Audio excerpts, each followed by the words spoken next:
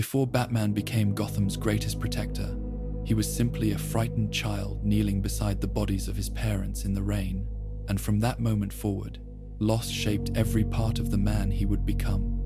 But the tragedy of Bruce Wayne did not end in Crime Alley. Over the years, Gotham continued taking pieces of him away one by one. Friends, family, partners, hope, trust, and even the fragile parts of his humanity he struggled desperately to protect. Behind the mask exists not only a hero, but a man carrying decades of grief through endless darkness. This is the story of the most devastating losses Batman ever suffered, and how every tragedy slowly transformed Bruce Wayne into the lonely figure standing above Gotham's skyline night after night, still fighting despite everything the city has taken from him. The boy in Crime Alley, long before Batman became the dark figure watching silently over the rooftops of Gotham City, before criminals learned to fear the sound of movement above them in the night, and before the city itself became trapped in endless battles between masked heroes and broken villains. There was only a child standing in a narrow alley beside the bodies of his parents, while rainwater slowly gathered around his shoes beneath the cold glow of distant streetlights. That child was Bruce Wayne, and everything began there. People often describe Batman as a symbol of fear, justice, vengeance, or darkness. But beneath every version of the character exists one emotional truth more important than all the others. Namely, that Batman was born from loss, long before he ever wore the mask. The murder of Thomas Wayne and Martha Wayne did not simply create a tragedy inside Bruce Wayne's life. It shattered his understanding of the world itself. Because before Crime Alley, Bruce still believed the world was safe. Not perfect, perhaps, because even wealthy children living inside grand mansions eventually noticed sadness and inequality somewhere around them, especially in a city like Gotham. But Bruce still believed adults could protect him. He still believed goodness mattered. He still believed parents returned home safely after ordinary evenings together. Crime Alley destroyed all of that in seconds. The night itself has been retold many times across comics, films, television, and animated stories. Yet the emotional weight never truly changes, because the moment carries something deeply human beneath the mythology. A family leaves a theater together after watching a movie. The city feels quieter than usual. Young Bruce walks between his parents through dim streets while Gotham hums softly in the distance beneath towering buildings and flickering lights. For a brief moment, life feels ordinary. Then violence arrives suddenly. A criminal steps from the shadows. A gun appears. Fear enters the air almost instantly. And within moments, Bruce Wayne's entire world collapses beside him on cold pavement. There is something especially horrifying about the randomness of the crime. Thomas and Martha Wayne were not soldiers entering battle. They were not criminals expecting danger. They were parents walking home with their son. That ordinary simplicity makes the tragedy feel even more devastating, because it reminds audiences how fragile safety truly is inside Gotham. Bruce witnesses everything: the sound of the gunshots, his mother's necklace breaking apart, the look of fear crossing his parents' faces, the silence afterward. Many versions of Batman's story focus heavily on the visual details surrounding Crime Alley, because trauma often traps people inside sensory memories permanently. Bruce does not merely remember the event intellectually. He relives fragments of it emotionally throughout his life.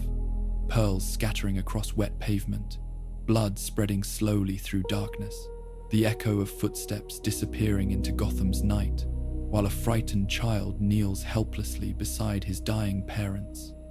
That helplessness becomes the emotional foundation of Batman forever afterward, because in that moment, Bruce learns the most terrifying lesson Gotham could possibly teach a child. Good people can die suddenly, and no one may come to save them. The city changes permanently in Bruce's eyes after that night. Gotham no longer appears simply large or exciting, or alive with possibility. Instead, it begins resembling something hostile, unpredictable, and deeply broken. The buildings feel colder, The streets feel dangerous. The shadows feel filled with threats waiting to emerge without warning. Bruce Wayne loses more than parents in Crime Alley. He loses trust. That emotional shift matters enormously because Batman's entire existence grows from it later. Bruce dedicates his life to fighting crime not merely because he hates criminals, but because he never fully recovers from the terror of helplessness surrounding his parents' deaths. Every criminal stopped by Batman represents Bruce trying to prevent another child from experiencing the same emotional destruction.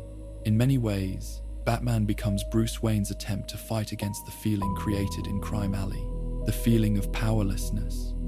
Yet even before Batman exists, grief already begins reshaping Bruce emotionally in profound ways.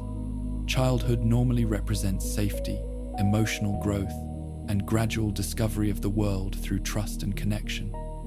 Bruce's childhood fractures violently instead. Trauma enters his life too early and too deeply. Suddenly, the world becomes divided between before and after. Before Crime Alley, Bruce was simply a child. Afterward, he becomes someone carrying grief too large for his age to understand properly. This emotional burden isolates him almost immediately. Even surrounded by wealth, servants, and the enormous halls of Wayne Manor, Bruce becomes profoundly lonely after losing Thomas and Martha. People often misunderstand this aspect of Batman's story because they focus on Bruce Wayne's fortune without understanding how emotionally empty enormous wealth feels to a grieving child. Wayne Manor itself becomes symbolic of this loneliness. The mansion is huge, elegant, and quiet, yet after the murders it begins feeling more like a monument to absence than a home. Every hallway reminds Bruce of his parents. Every empty room echoes with memory. Thomas Wayne's study remains untouched. Martha's presence lingers in forgotten corners. The house still contains evidence of love, but the people themselves are gone forever. And Bruce cannot emotionally accept that loss fully. Not really. Children experiencing trauma often search desperately for meaning afterward because randomness feels unbearable psychologically. Bruce begins asking questions constantly. Why did this happen? Why were his parents killed? Why does Gotham allow such violence? Why couldn't someone stop it? No answer satisfies him, because Crime Alley reveals something terrifying about Gotham itself. The city cannot protect innocent people consistently. This realization shapes Bruce's understanding of Gotham permanently. To many citizens, the city simply feels dangerous. To Bruce Wayne, Gotham becomes the place that murdered his parents while doing nothing to prevent it. Corruption, poverty, organized crime, failed policing, and political decay all become emotionally connected to the gunshots echoing through Crime Alley that night. Bruce stops seeing crime as distant social disorder. He experiences it personally, and because the pain cuts so deeply, he eventually dedicates his entire existence toward fighting it. This is why loss becomes the emotional foundation of Batman's life, more than anger alone. Bruce Wayne is not driven purely by revenge. If revenge were enough, perhaps killing his parents' murderer would have satisfied him eventually. But Bruce's grief evolves into something larger and more tragic. He wants to stop the world from creating more crime alleys. Because deep down, part of him never emotionally leaves that alley himself. Trauma freezes moments in strange ways. Years pass, children grow older, life continues moving, yet certain emotional wounds remain untouched by time completely. Bruce Wayne grows into adulthood, carrying the frightened child from Crime Alley inside him constantly. Batman's training, discipline, intelligence, and physical mastery all develop around protecting that wounded part of himself from helplessness ever happening again. That is why Batman becomes obsessive later. That is why Bruce struggles emotionally with trust and vulnerability. That is why he fears losing people so intensely throughout his life. Everything traces back to that alley. Crime Alley therefore becomes far more than the location of Thomas and Martha Wayne's deaths. Symbolically, it functions like the birthplace of Batman himself. Not physically yet, because Bruce still remains only a grieving child afterward, but emotionally and psychologically, Batman begins forming there in fragments. The fear begins there, the obsession begins there, the loneliness begins there. Even Bruce Wayne's complicated relationship with Gotham begins there too, because despite everything, Bruce never abandons the city. That may be one of the most tragic parts of Batman's story. Gotham destroys his childhood and murders the people he loves most, yet Bruce dedicates his entire life trying to save it afterward anyway, perhaps because part of him still hopes Gotham can become something better than the place it was that night. Or perhaps because if Gotham cannot be saved, then his parents' deaths become emotionally unbearable in another way entirely. Either possibility carries sadness. And so the frightened child kneeling beside his parents in Crime Alley slowly grows into something else over time. The grief hardens, the fear transforms into discipline, the loneliness becomes isolation, the helplessness turns into obsession with preparation and control. Years later, criminals throughout Gotham will fear Batman as an unstoppable figure moving through darkness above them. But beneath the cape, beneath the armor, beneath the symbol itself, there will always remain a boy standing alone in Crime Alley, listening to the echoes of gunshots, while the city around him suddenly becomes cold, dangerous, and impossible to trust ever again. Losing faith in Gotham. After the murders of Thomas Wayne and Martha Wayne in Crime Alley, young Bruce Wayne did not simply lose his parents. He lost the ability to look at Gotham City with innocence ever again, because once grief settled into the quiet halls of Wayne Manor, and the shock of that terrible night stopped feeling unreal, Bruce slowly began noticing something even more disturbing than the gunshots themselves. Gotham was already broken long before his parents died, and perhaps even worse, many people in power seemed perfectly willing to let it remain that way. As Bruce grew older, the city revealed its true face to him, piece by piece. At first, he probably still wanted to believe his parents' deaths were only a terrible accident, one violent moment in an otherwise functioning society. Children often search for comforting explanations after trauma because the alternative feels too frightening to accept emotionally. Bruce wanted to believe Gotham could still protect good people somehow, but Gotham kept proving otherwise. The newspapers told the same stories every week. Another murder, another corruption scandal, another organized crime figure escaping punishment, another neighborhood abandoned to violence while wealthy districts remained protected behind gates, private security, and political influence. Bruce watched all of this carefully, and slowly, the city itself began feeling like a betrayal. That emotional shift matters deeply, because Batman is not only shaped by grief, he is shaped by disappointment too. Bruce Wayne eventually realizes that Gotham does not fail innocent people by accident alone. The city often protects wealth, influence, and corruption more effectively than it protects ordinary human life. That realization cuts deeply for someone like Bruce, because the Wayne family stood among Gotham's wealthiest citizens. Bruce grows up surrounded by enormous privilege after his parents' deaths. Wayne Manor remains magnificent. The family fortune continues, providing comfort and opportunity beyond what most Gotham citizens could imagine. Yet none of that wealth saved Thomas and Martha Wayne in Crime Alley. And none of it truly fixes Gotham afterward either. This contradiction haunts Bruce constantly, because if the richest and most respected family in Gotham could lose everything in seconds beneath a broken streetlight while police arrived too late to matter, then what chance did ordinary people living in poorer neighborhoods truly have? Bruce begins understanding that Gotham's violence is not random chaos alone. It is systemic. Organized crime spreads through the city like poison. Corrupt officials protect themselves instead of vulnerable citizens. Wealthy figures make deals behind closed doors, while entire neighborhoods decay beneath poverty, fear, and neglect. The police department struggles against corruption inside its own ranks. Honest officers exist, but many are isolated, threatened, or overwhelmed by the scale of Gotham's problems. Young Bruce notices these things gradually, perhaps, at first, through overheard conversations between adults inside Wayne Manor, perhaps through newspapers scattered across long dining tables, perhaps through the quiet frustration visible in the face of Alfred Pennyworth whenever Gotham's violence reaches another horrifying level. Over time, Bruce realizes something terrifying. The systems meant to protect people are failing everywhere, and some of those systems may never have truly cared about ordinary people to begin with. This realization creates emotional betrayal far deeper than anger toward a single criminal. Bruce Wayne stops viewing Gotham as simply dangerous. He begins seeing the city as morally sick. Corruption infects politics. Organized crime influences business.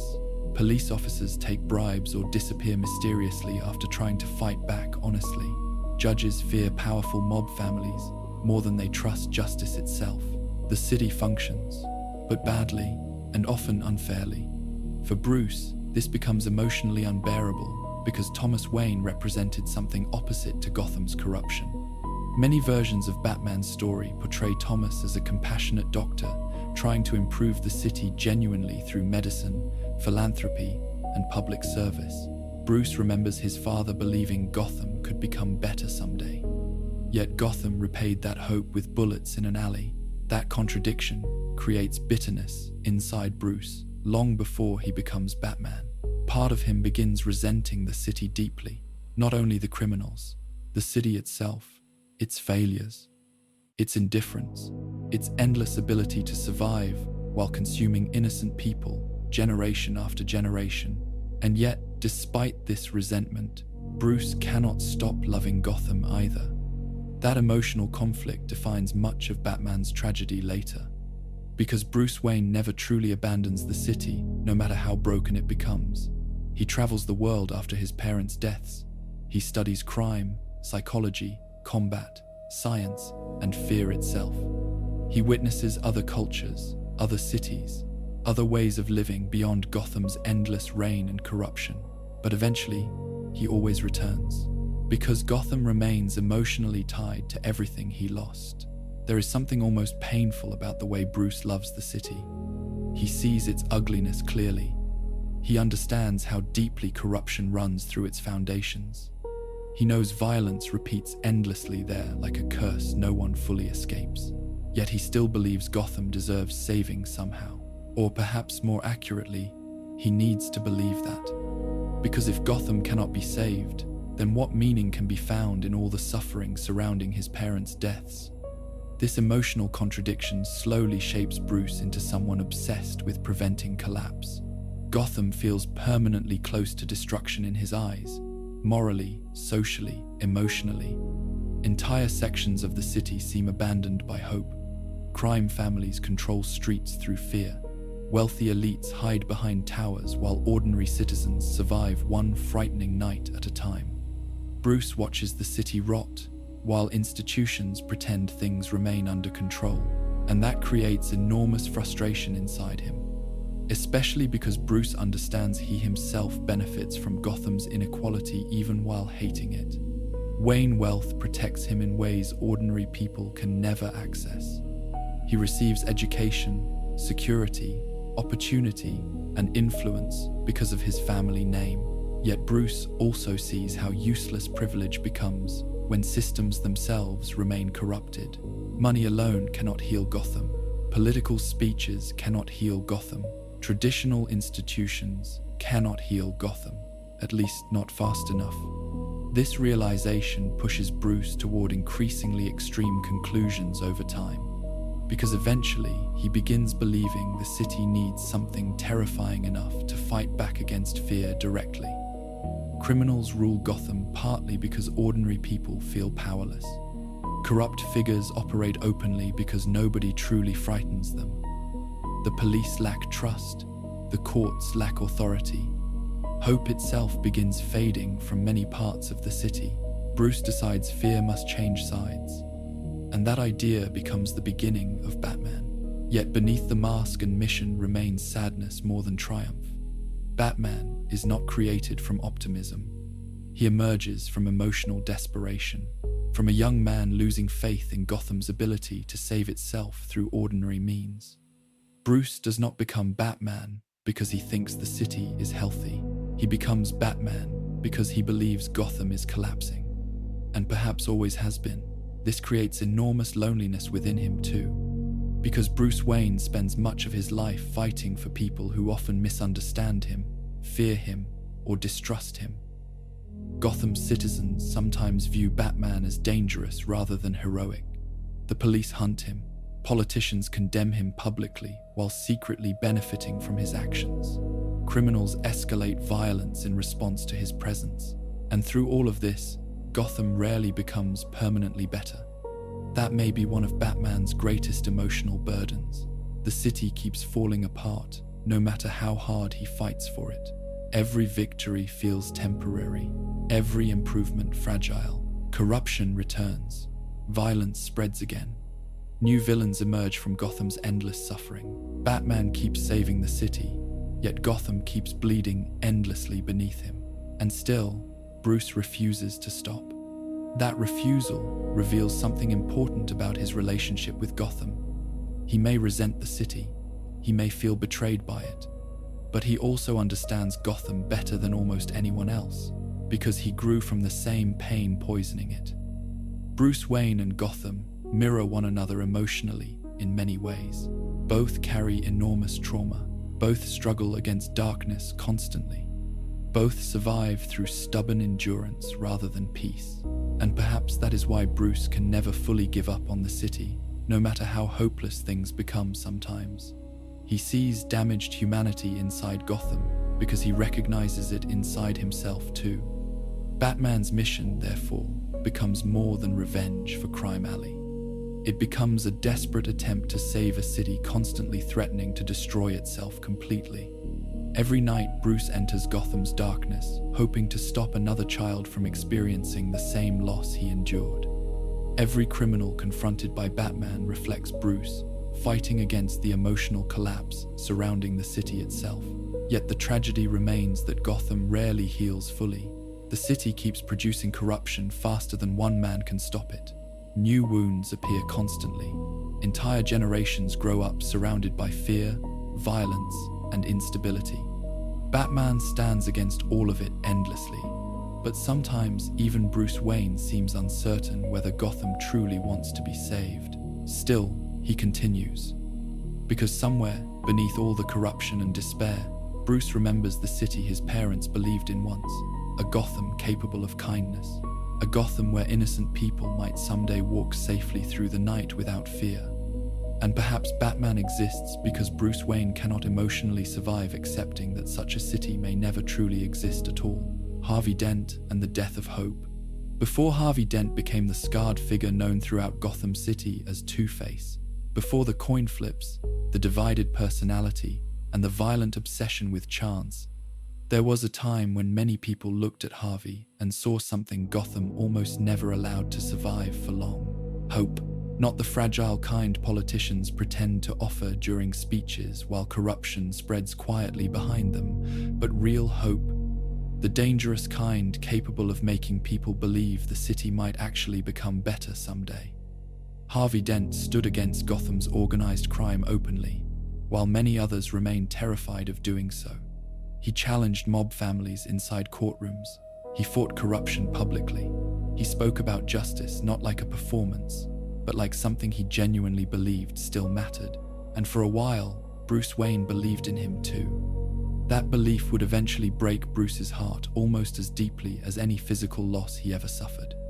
Because Harvey Dent represented something Batman desperately wanted to believe possible, namely, that Gotham could someday heal through lawful justice rather than fear and violence alone. Bruce Wayne understood better than most people how broken the city had become. He knew the police department struggled beneath corruption. He knew politicians protected wealthy interests while ordinary neighborhoods suffered. He knew organized crime infected nearly every level of Gotham's institutions. Batman existed partly because Bruce stopped trusting the system completely. But Harvey Dent changed that emotionally for a time. Dent appeared different from Gotham's usual officials. He was intelligent, fearless, passionate, and willing to challenge powerful criminals directly despite enormous personal danger. Many district attorneys before Harvey learned quickly that standing against Gotham's mob families often led to threats, ruined careers, disappearances, or death. Dent refused to back down anyway. That courage impressed Bruce deeply, especially because Harvey fought crime openly without masks, gadgets, or fear tactics. Batman operated in darkness outside the law because Bruce believed Gotham required something terrifying enough to confront its corruption directly. Harvey Dent, however, represented the opposite possibility, a man capable of saving Gotham from within the system itself. And perhaps that idea mattered more to Bruce emotionally than he wanted to admit, because deep down, Bruce Wayne never truly wanted Batman to exist forever. Batman is born from trauma, desperation, and emotional obsession. Bruce understands this. He knows Batman represents a response to Gotham's failures rather than proof of a healthy society. If Gotham ever became truly just, if honest institutions finally defeated corruption properly, perhaps Batman would no longer be necessary. Harvey Dent made that future seem possible for the first time. This emotional connection between Bruce and Harvey grows stronger in many versions of the story because they share similar goals despite using different methods. Bruce fights crime through Batman's fear and physical intervention. Harvey fights through courts, investigations, and legal prosecution. Both men despise Gotham's corruption. Both want to protect innocent people. Both understand how deeply organized crime poisons the city. Together, alongside figures like James Gordon, they briefly resemble the beginning of something Gotham almost never sustains successfully, an alliance built around genuine justice. There is something deeply tragic about this period, because Bruce Wayne allows himself to hope again, emotionally, in ways he rarely does. Gotham often crushes optimism quickly, yet Harvey's determination creates the possibility that lawful institutions might eventually reclaim the city from fear and corruption. Bruce begins imagining a future where Batman could step away someday, not because evil disappears entirely, but because Gotham finally develops people strong enough to fight it honestly through the system itself. Harvey Dent becomes symbolic of that dream, and that is precisely why his fall destroys Bruce so completely afterward, because Gotham does not merely injure Harvey Dent physically, it destroys the future Bruce hoped he represented. The pressure surrounding Harvey grows constantly as he fights organized crime more aggressively. Mob families view him as a serious threat because, unlike corrupt officials, they can manipulate or intimidate. Dent genuinely refuses surrender. He prosecutes dangerous criminals publicly while surviving assassination attempts, political pressure, and psychological strain that would break many people much earlier. Yet beneath Harvey's confidence already existed emotional fractures. This part matters deeply. Harvey Dent's collapse does not emerge entirely from the acid attack alone. Many versions of the character suggest Harvey struggled with internal psychological instability long before becoming Two-Face. Childhood trauma, abuse, perfectionism, suppressed rage, and obsession with fairness often shape his personality beneath the surface. Bruce either does not fully recognize these warning signs or believes Harvey remains strong enough to overcome them. Perhaps Bruce needs to believe that, because if someone as brave and determined as Harvey Dent cannot survive Gotham without breaking, then what hope does the city truly have? The acid attack, therefore, becomes more than physical violence. It becomes symbolic destruction. Different versions of the story portray the moment differently, yet the emotional impact remains horrifyingly consistent. During a courtroom confrontation connected to Gotham's organized crime, acid is thrown directly into Harvey Dent's face, burning one side horribly and leaving him permanently disfigured. In seconds, Gotham destroys its symbol of lawful justice. The horror surrounding the attack extends far beyond appearance alone. Harvey's identity depended heavily on control, order, and the belief that justice could prevail rationally through courage and determination. The acid attack shatters that identity completely. Suddenly, Harvey cannot look in mirrors without seeing violence staring back at him. The city he tried to save permanently marks him with its cruelty. and psychologically, something inside him collapses. That collapse may be one of Batman's saddest emotional losses, because Bruce watches someone he genuinely admired descend into madness while feeling powerless to stop it. Harvey's damaged face becomes symbolic of Gotham itself, half civilized, half monstrous, constantly divided between justice and corruption. The rise of Two-Face reflects this division perfectly. After the attack, Harvey increasingly loses faith in fairness, morality, and rational justice. If Gotham could destroy him despite all his efforts to fight for the city honestly, then perhaps order itself was always an illusion. His mind fractures around this idea. Duality consumes him. Chance replaces certainty.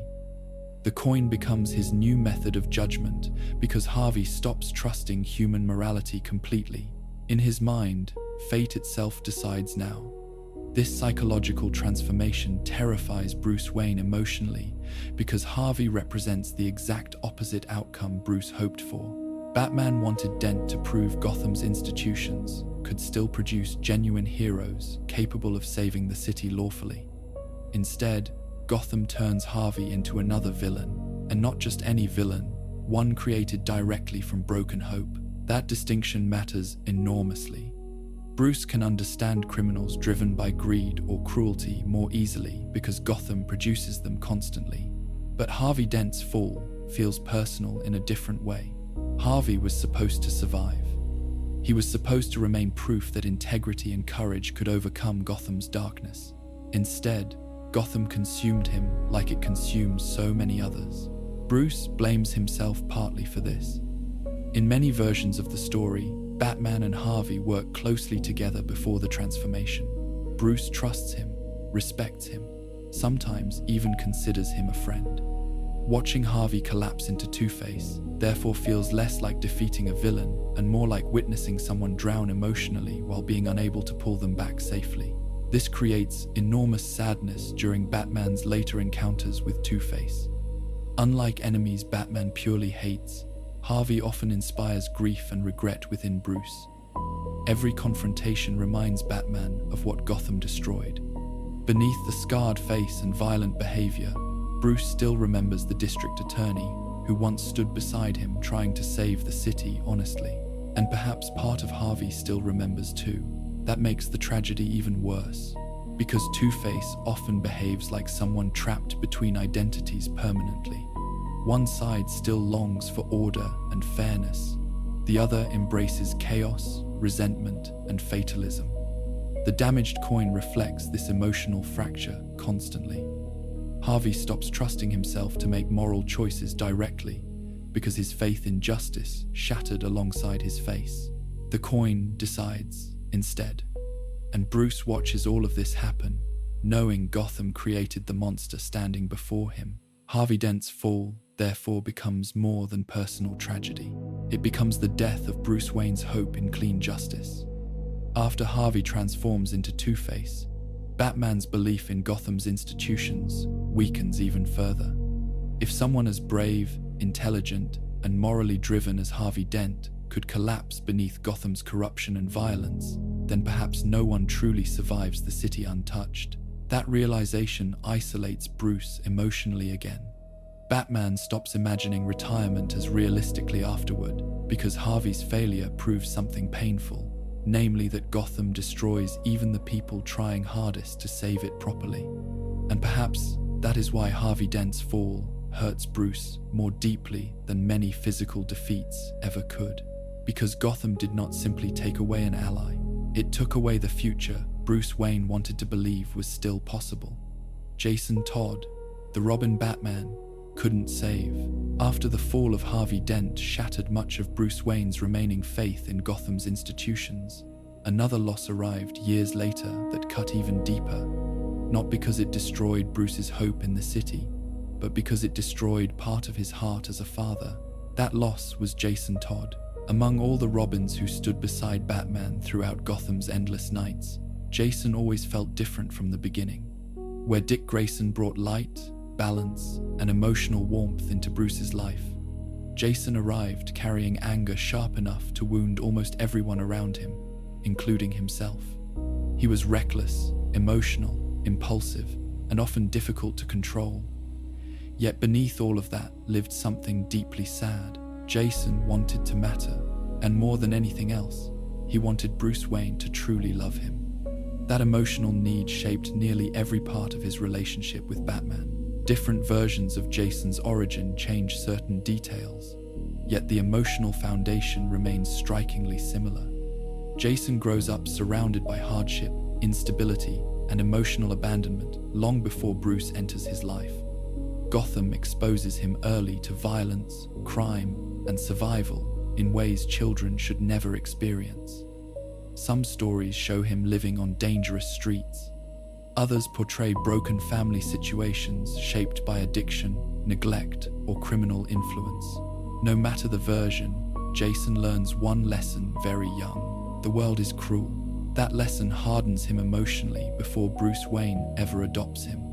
When Batman first encounters Jason, there is already fire inside the boy: anger, defiance, and fear hidden beneath sharp humor and reckless behavior. In some versions, Bruce literally catches Jason trying to steal the tires from the Batmobile, an introduction both strangely funny and emotionally revealing. Even as a child, Jason survives through boldness because Gotham never taught him safety or trust properly. Bruce sees something familiar in him immediately: another wounded child shaped by the city's darkness. And perhaps part of Bruce believes saving Jason might also help heal something unresolved inside himself. Batman repeatedly searches for lost children throughout Gotham because every frightened boy or girl reminds Bruce of Crime Alley. Jason Todd especially triggers this protective instinct because beneath Jason's aggression and stubbornness, Bruce recognizes enormous loneliness.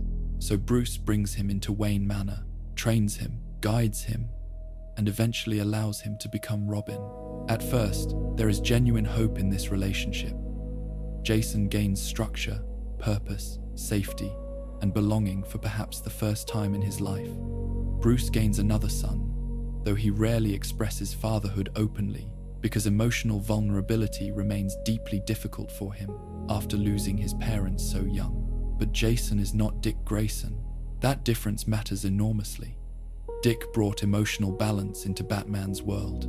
Jason, instead, mirrors many of Bruce's darkest qualities back at him: rage, obsession, recklessness, and unresolved pain. Jason fights harder, angrier, and more violently than previous Robins. Criminals frighten him less because fear already shaped much of his childhood. Gotham taught Jason early that survival sometimes requires aggression. Bruce worries about this constantly. Because Jason often crosses emotional lines, Batman desperately tries maintaining within himself. During patrols, Jason loses control more easily. His anger toward criminals becomes personal and explosive. Sometimes he appears less interested in justice than punishment. Bruce sees dangerous patterns growing inside him and responds with stricter discipline, criticism, and emotional distance. Unfortunately, Jason interprets much of this differently. He sees disappointment. This misunderstanding becomes one of the saddest parts of their relationship because Bruce Wayne genuinely cares deeply about Jason. Yet Bruce struggles expressing love clearly. Batman often teaches through control, correction, and preparation because fear of loss shapes everything he does. Bruce wants Jason stronger, calmer, and safer. But Jason, still emotionally young and desperate for approval, often experiences Bruce's harshness as rejection instead. So the conflict between them grows. Jason pushes harder, Bruce becomes stricter, and underneath every argument lives a painful emotional truth neither fully knows how to say aloud. They are both terrified. Bruce fears Jason's anger will eventually destroy him. Jason fears Bruce may never truly accept him the way he accepted Dick Grayson. That emotional tension creates enormous instability between them during Jason's time as Robin. Yet despite all the conflict, there are also moments of warmth, quiet conversations, shared missions, and flashes of genuine trust, where Bruce almost begins functioning like the father Jason desperately needs.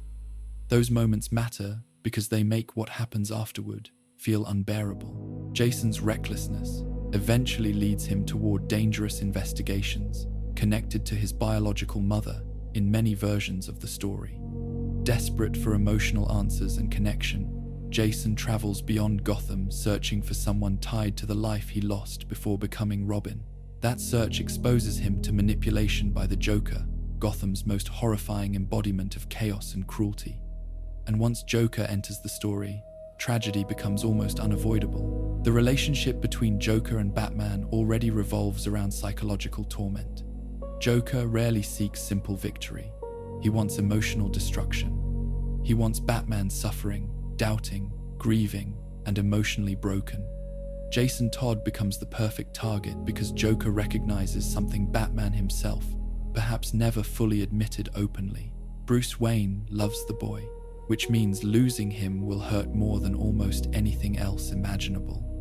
The murder itself remains one of the darkest moments in Batman's history, precisely because of its cruelty and emotional helplessness. Joker captures Jason, beats him brutally with a crowbar, leaves him trapped inside a warehouse rigged with explosives.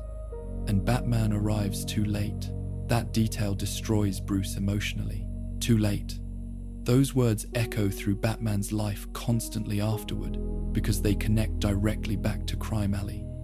Bruce already carries enormous trauma surrounding helplessness and failure after losing his parents. Jason's death forces him to relive those emotions in even more personal ways, because this time, Bruce believes he should have been able to prevent the tragedy himself. He trained Jason, protected him, brought him into the war against Gotham's darkness. And still, the boy died alone and terrified while Batman failed to save him. The emotional devastation surrounding Jason's murder cannot be overstated. Bruce Wayne loses many people throughout his life, but Jason's death wounds him differently because it feels tied directly to his own choices as Batman. Crime Alley happened when Bruce was only a child. Harvey Dent made his own tragic decisions, but Jason was Bruce's responsibility. That guilt consumes him afterward. Wayne Manor grows quieter after Jason's death. Batman becomes colder, more isolated, more brutal during patrols. The empty Robin costume displayed inside the Batcave transforms into a permanent symbol of failure and grief. Every mission afterward carries the memory of the boy Bruce could not save. And perhaps worst of all, Bruce never fully forgives himself. Because deep down, part of him wonders whether Jason died trying to earn approval Batman failed to give him while he was alive. That possibility haunts Bruce endlessly. Did Jason know Bruce loved him? Did Jason feel abandoned emotionally during their final months together? Could Bruce have prevented the recklessness pushing Jason toward danger if he had been a warmer father instead of only Batman? These questions remain unresolved inside Bruce's mind for years, because trauma rarely offers comforting answers. The Joker understands this perfectly too. That is why Jason's murder represents more than physical loss. Joker proves something horrifying to Batman through it, namely that anyone close to Bruce Wayne can be broken, corrupted, or destroyed eventually. The people Batman loves become targets automatically. This realization deepens Bruce's emotional isolation afterward. He withdraws further from others because connection now feels dangerous. Loving people means risking their deaths. Jason's murder reinforces Bruce's belief that Gotham destroys innocence eventually, no matter how hard someone fights against it. And unlike many other tragedies in Batman's life, Jason's death remains emotionally unfinished for years, because Jason dies angry, young, confused, still searching for approval and belonging. There is no peaceful resolution, no emotional closure, only violence, regret, and silence afterward. Batman continues fighting crime every night, but something changes permanently inside him after losing Jason Todd. The mission becomes heavier emotionally. The fear of failure sharpens. Bruce watches over future Robins with almost unbearable protectiveness because he cannot survive another loss like Jason's. Yet even years later, memories of Jason linger everywhere. In the Batcave, in quiet moments between missions, in Bruce's silence whenever Joker escapes Arkham again. and perhaps most painfully, in the understanding that beneath all the arguments, frustration, and recklessness, Jason Todd was still just a wounded child who wanted someone to believe he was worth loving unconditionally. Bruce Wayne did love him, but Gotham never gave either of them enough time to say it properly before the city took Jason away forever. Barbara Gordon and the cruelty of the Joker. Among all the terrible crimes committed by the Joker throughout the dark history of Gotham City, few feel as emotionally cruel and deeply personal as the attack on Barbara Gordon in Batman, The Killing Joke, because this was not simply another act of violence committed by Gotham's most chaotic villain. It was something colder, more intimate, and psychologically devastating. An attack designed not only to injure Barbara physically, but to emotionally destroy the people connected to her, especially her father and Batman himself. That is what makes the tragedy so haunting. Joker does not merely hurt people, he attacks emotional bonds.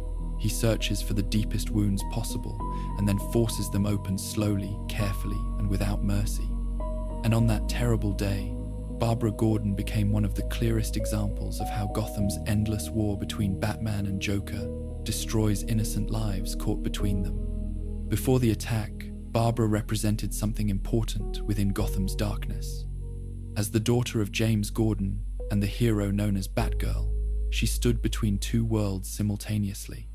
One part of her life remained connected to law, family, and ordinary human relationships through her father.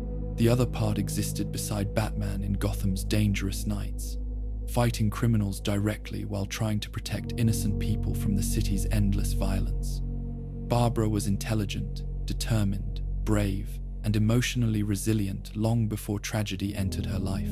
Unlike some heroes shaped entirely by grief or obsession, Barbara often brought energy and optimism into Gotham's darkness.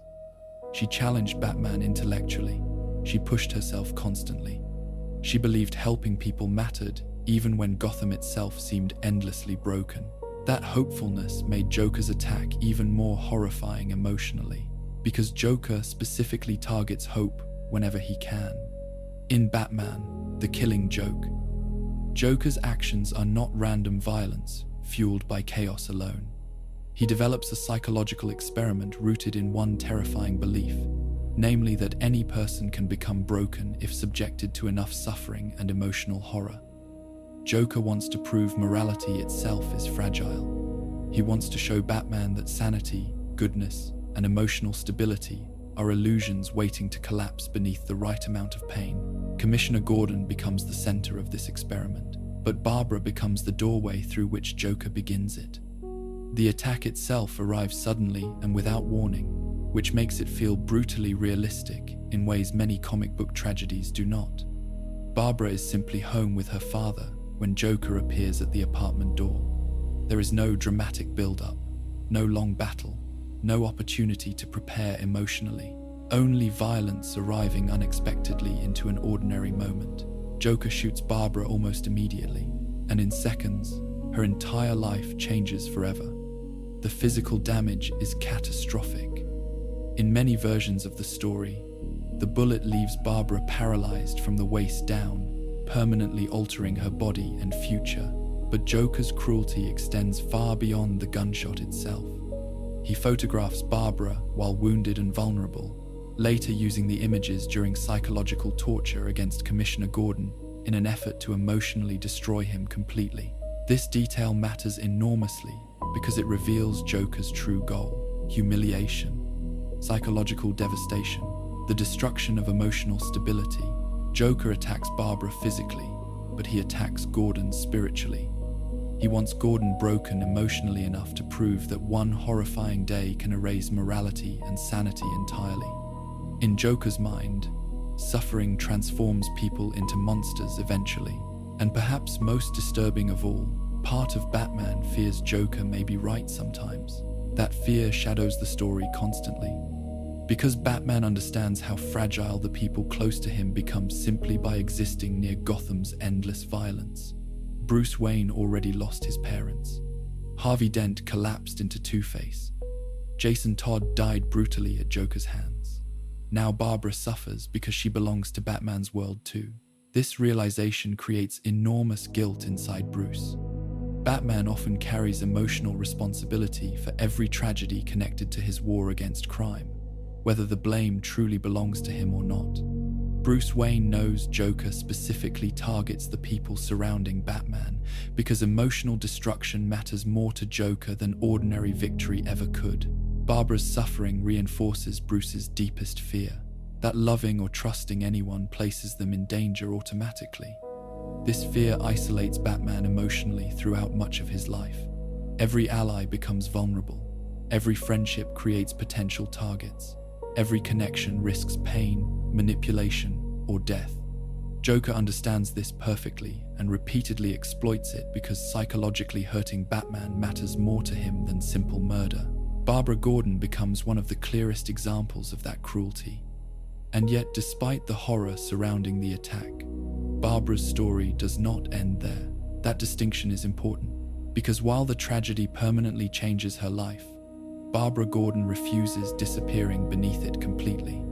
The emotional aftermath remains painful and complicated, but Barbara survives in ways many people never expected after such devastating trauma. Still, survival itself carries enormous emotional complexity. Barbara loses part of the life she once knew. Physical freedom changes permanently. Her role as Batgirl becomes uncertain. Pain, anger, grief, and frustration surround the aftermath constantly because trauma reshapes identity in difficult ways. Barbara must confront the terrifying reality that Gotham's violence altered her future forever through no fault of her own. And unlike Batman, Barbara never chose endless suffering as a mission. It was forced upon her. That truth makes the attack especially tragic. Yet Barbara's resilience afterward becomes one of the most inspiring parts of Batman lore, because instead of surrendering completely to despair, she gradually rebuilds herself emotionally and intellectually. In many storylines, Barbara evolves into Oracle, a brilliant information specialist and strategist, helping heroes across Gotham and beyond through intelligence, technology, and coordination. This transformation matters deeply because Barbara proves something Joker never fully understands.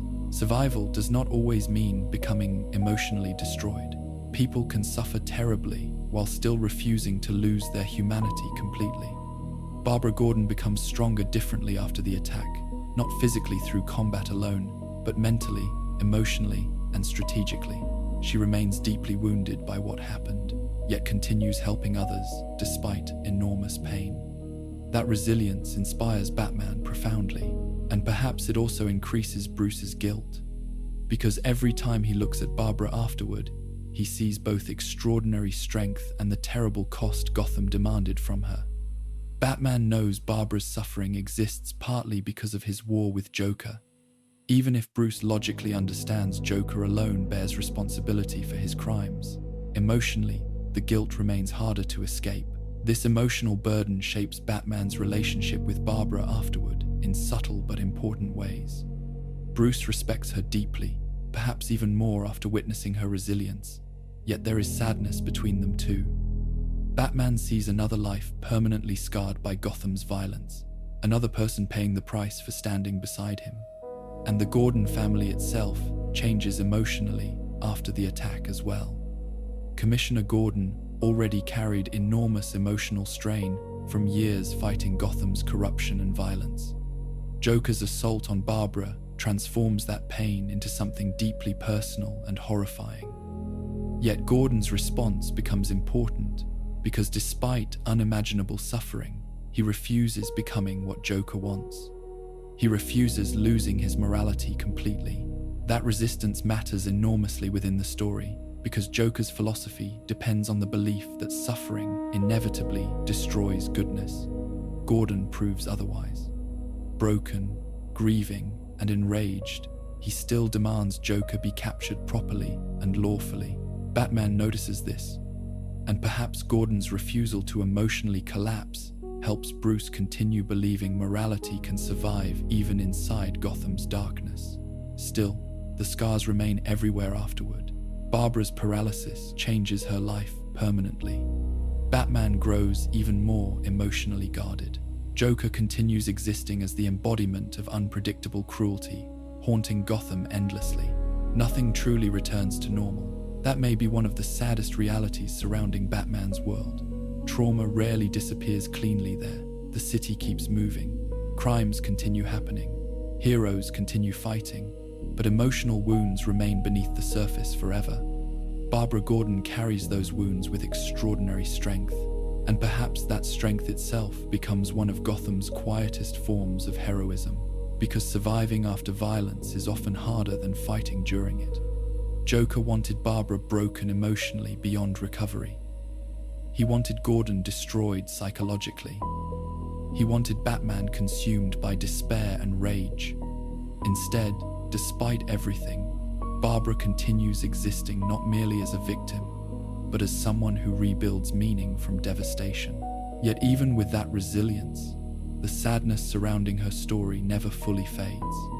Because somewhere beneath Gotham's endless rain and neon lights remains the memory of an ordinary evening destroyed forever by a knock at the door, a gunshot, and the terrifying reminder that in Batman's world, even the people trying hardest to protect others are never truly safe from the cruelty waiting in the shadows. The nightfall, when Batman was broken. By the time Bane arrived in Gotham City, Batman was already exhausted in ways few people fully understood, because beneath the armor, beneath the fearsome reputation, and beneath the image of the unstoppable Dark Knight existed a man carrying years of grief, violence, responsibility, and emotional isolation, almost entirely alone. Bruce Wayne had spent so long fighting Gotham's darkness that he no longer truly remembered how to rest. Every night blurred into another crime scene, another murder, another villain escaping Arkham Asylum, another desperate attempt to hold together a city constantly threatening collapse. Batman continued surviving through discipline and sheer determination, but survival is not the same thing as healing, and by the time the Nightfall storyline begins, Bruce is already physically and emotionally worn down, long before Bane finally attacks him directly. That is what makes the tragedy so powerful. Bane does not defeat Batman through simple strength alone. He studies him, breaks him down slowly, and forces Bruce Wayne to confront a terrifying truth he spent much of his life avoiding. Batman is still human. Bane himself represents something deeply different from many of Gotham's other villains. Unlike the Joker, whose chaos revolves around emotional destruction and madness, Bane approaches Batman strategically, almost scientifically. He observes Gotham carefully after arriving in the city. He studies Batman's routines, weaknesses, limitations, and psychology with frightening patience. Most importantly, Bane understands something many criminals never fully realize. Batman can become exhausted. That understanding changes everything. Bruce Wayne had spent years becoming a symbol larger than ordinary human beings. Criminals feared Batman, almost like a supernatural creature rather than a man. The darkness, the cape, the relentless determination, and the physical mastery all created the illusion of something unstoppable. But Bane sees through the illusion, not because Batman is weak, because Batman is overburdened. Bruce carries Gotham constantly on his shoulders. He feels responsible for every victim, every criminal attack, every innocent life endangered by the city's endless violence. Even after tragedies like the deaths of Jason Todd and the suffering of Barbara Gordon, Bruce refuses slowing down emotionally or physically. In fact, he often pushes harder afterward. That refusal to rest becomes dangerous, because exhaustion changes people slowly. It weakens judgment, damages emotional balance, creates isolation. Even Batman, with all his training and discipline, cannot endlessly fight without consequence. Bruce sleeps less, carries more pain, trusts fewer people emotionally. Gotham consumes larger and larger pieces of his life until Batman stops feeling like something Bruce Wayne does and starts feeling like the only thing keeping him alive emotionally at all. Bane recognizes this immediately, and instead of confronting Batman directly at full strength, he begins dismantling him piece by piece first. One of Bane's most brilliant and terrifying decisions is releasing many of Gotham's criminals from Arkham Asylum simultaneously. Chaos floods the city almost overnight. Villains spread through Gotham's streets. Violence escalates rapidly. Batman becomes trapped inside endless nights of pursuit, rescue, combat, and exhaustion without pause. This strategy matters enormously, because Bane understands defeating Batman physically requires weakening Bruce Wayne mentally and emotionally first. He turns Gotham itself into a weapon against Batman. Bruce spends days and nights hunting escaped criminals, while his body deteriorates beneath exhaustion and injuries piling endlessly, one atop another. And still, Bruce refuses stopping. That refusal reveals something tragic about Batman's psychology. Bruce Wayne believes rest equals failure. If he pauses, people die.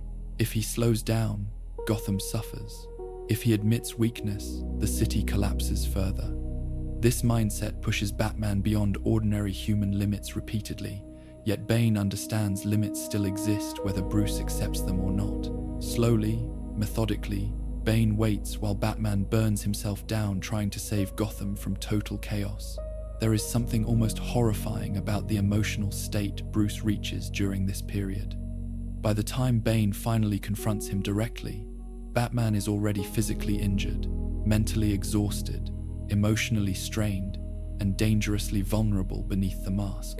Yet Bruce still keeps fighting, because he does not know how to stop. The confrontation between Batman and Bane inside Wayne Manor becomes one of the most symbolic moments in comic book history, precisely because it strips away the illusion surrounding Batman completely. For years, Gotham feared Batman as something almost beyond humanity.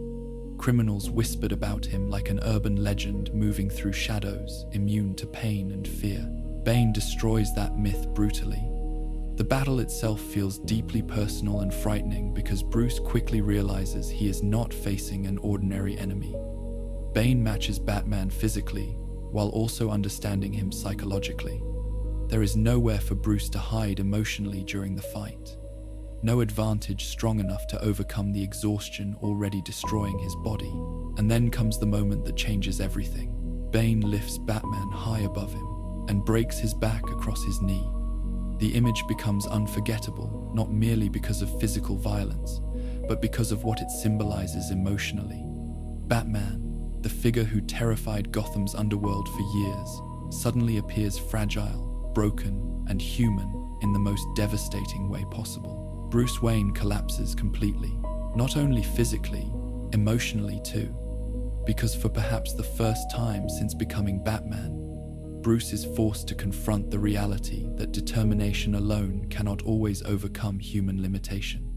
No amount of training, pain tolerance, or emotional obsession could protect him forever from exhaustion and vulnerability.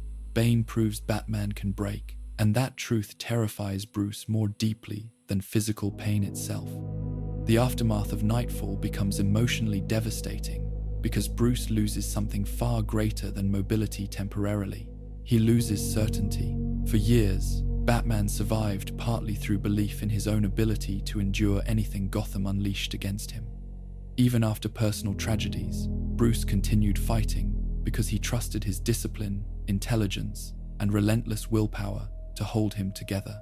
Bane destroys that confidence. Suddenly, Bruce must face questions he spent years avoiding emotionally. What happens if Batman cannot protect Gotham anymore? What happens if Bruce Wayne's body finally fails? What happens if Batman himself becomes another broken victim of the city? These fears consume him during recovery. Wayne Manor grows quieter.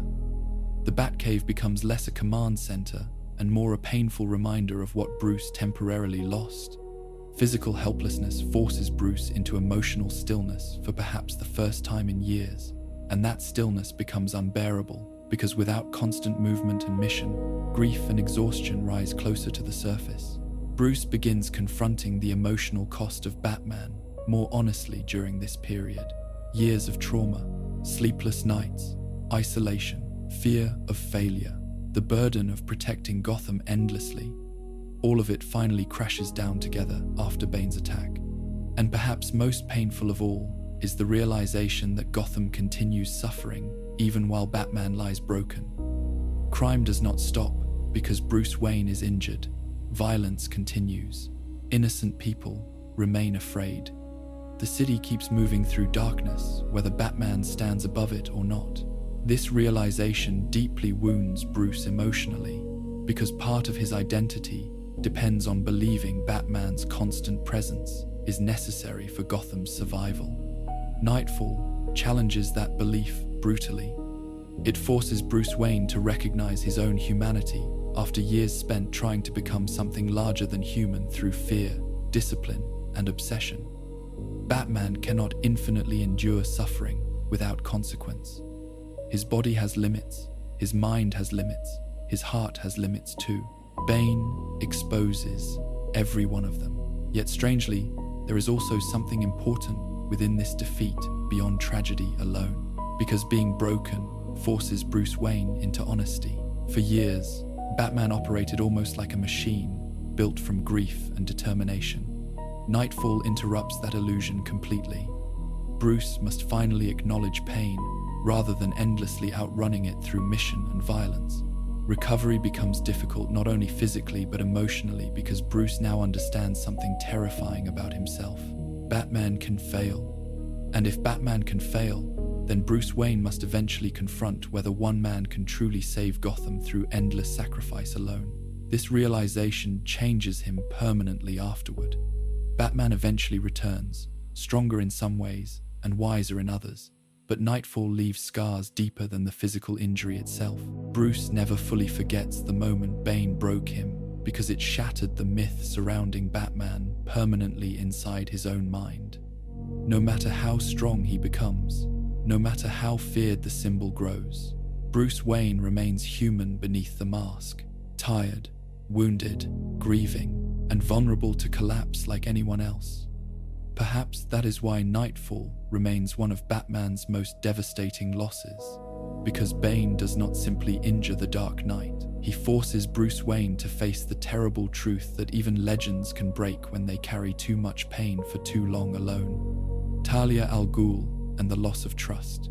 Among all the complicated relationships in Bruce Wayne's life, few carry the same mixture of attraction, admiration, sorrow, and emotional danger as his connection to Talia al Ghul, because unlike many people who entered Batman's world and simply feared the darkness surrounding him, Talia understood it deeply from the very beginning. In some ways, she may have understood Bruce Wayne more completely than almost anyone else ever could.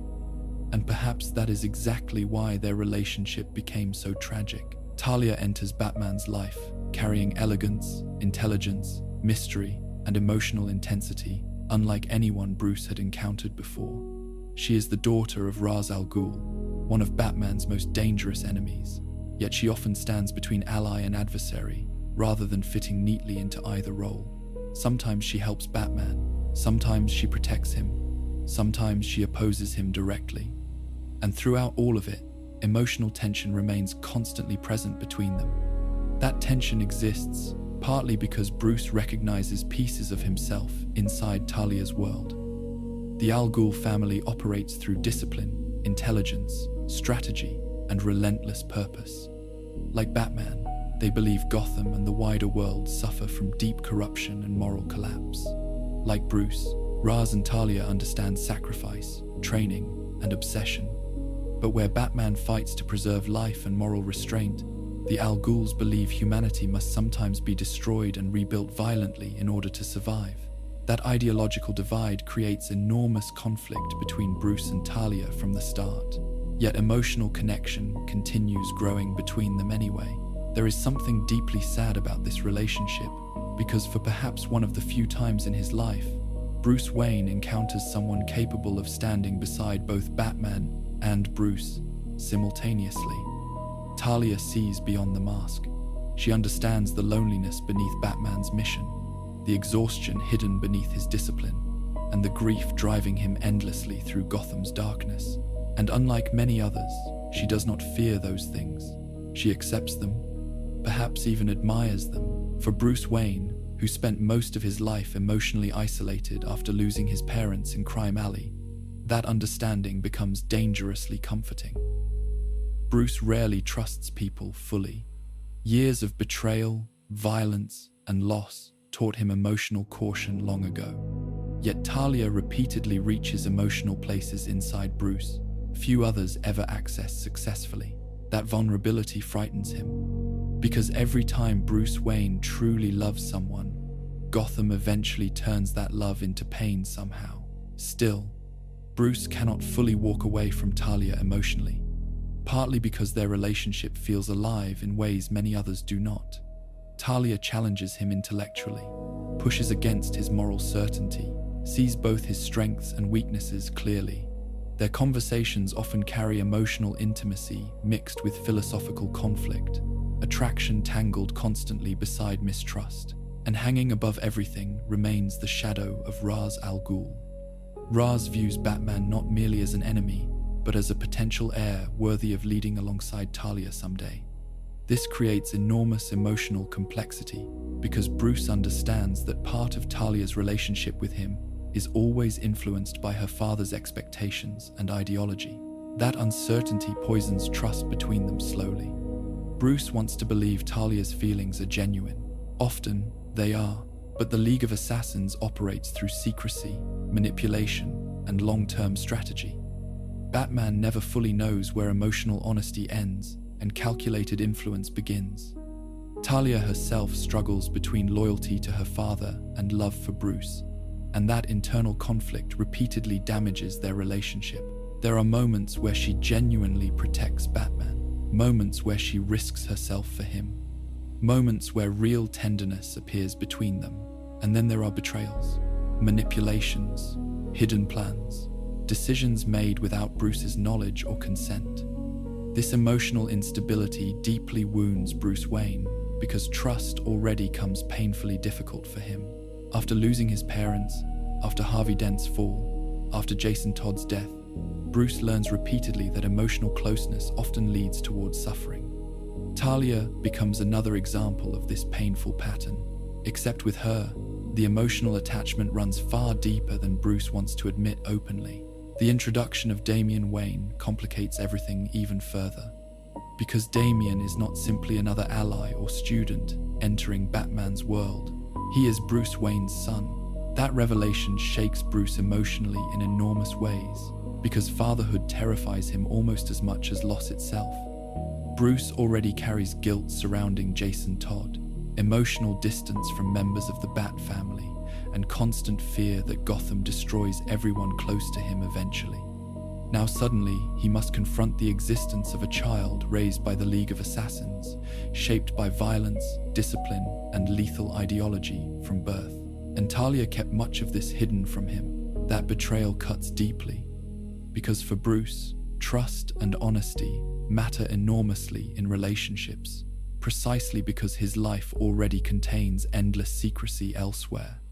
Discovering Damian under such emotionally manipulated circumstances forces Bruce to question not only Talia's decisions, but the authenticity of their entire relationship at times.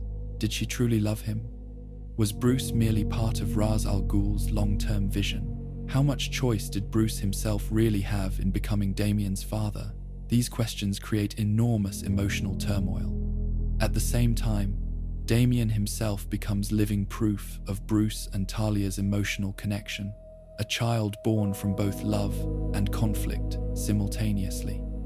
Damian carries traits from both parents. Bruce sees his own determination and intelligence within the boy, alongside the violence and emotional hardness taught by the League of Assassins. That combination frightens him, because Bruce understands how trauma shapes children permanently. He lived that truth himself. Damian grows up surrounded not by warmth and stability, but by training, control, and expectations connected to violence. Talia's role in this becomes deeply complicated emotionally, because she genuinely loves Damian, yet also allows the League's ideology to shape him in dangerous ways. Bruce resents this fiercely, but perhaps part of him also understands it, because Batman himself raised children inside war too. This uncomfortable truth haunts Bruce Wayne repeatedly throughout his life. He fights to protect Gotham's children, while simultaneously bringing young partners into dangerous battles beside him. Jason Todd's death already exposed the emotional cost of that decision brutally. Damian forces Bruce to confront fatherhood again under even more painful circumstances. And Talia remains connected to all of it, sometimes helping, sometimes manipulating, sometimes standing beside Bruce emotionally before betraying him again, through loyalty to her father or her own complicated beliefs. Their relationship becomes almost impossible to define clearly because genuine love exists within it alongside enormous emotional damage. Bruce and Talia care for one another deeply in many versions of the story, yet they repeatedly hurt each other through secrecy, conflicting ideals, and incompatible visions for the future. Batman believes people can choose restraint over cruelty.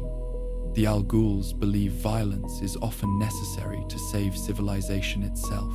Bruce protects Gotham despite its corruption. Ra's, and sometimes Talia, believe Gotham deserves destruction and rebirth instead. These differences make lasting trust nearly impossible, and perhaps that impossibility breaks Bruce's heart more quietly than many physical losses ever could. Because unlike relationships destroyed by death alone, Bruce and Talia repeatedly glimpse emotional closeness before watching it collapse again beneath ideology and betrayal. The possibility of happiness exists between them briefly, then disappears beneath the weight of Batman's world and the Al Ghul legacy. This creates one of the saddest themes surrounding Bruce Wayne's life. Love itself becomes dangerous, not comforting, not healing, dangerous. Every time Bruce opens himself emotionally, pain eventually follows. His parents die, Harvey Dent falls, Jason Todd is murdered, Barbara Gordon suffers. Talia betrays him repeatedly, even while loving him genuinely. Damian becomes another emotional burden shaped by violence and fear. Batman begins associating emotional connection with vulnerability and inevitable loss.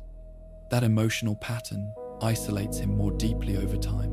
And perhaps nowhere is this clearer than in his relationship with Talia, because she represents one of the few people who truly could have stood beside Bruce Wayne emotionally if circumstances were different. She understands him in ways others cannot. She challenges his loneliness. She sees both Bruce and Batman clearly, yet the world surrounding them poisons trust constantly. The League of Assassins, Ra's al Ghul's ambitions, manipulation, conflicting morality, violence, secrecy, all of it turns love into something unstable and painful. Bruce carries this sadness quietly afterward. Even during moments where he opposes Talia directly, there is often grief beneath the conflict, because he knows their relationship might have become something beautiful in another life, untouched by Gotham's darkness and the League's influence. But Batman's world rarely allows peaceful love stories to survive. Too much trauma surrounds everyone within it, too much fear, too much obsession. And so Bruce Wayne continues moving through Gotham's endless nights, carrying yet another emotional wound.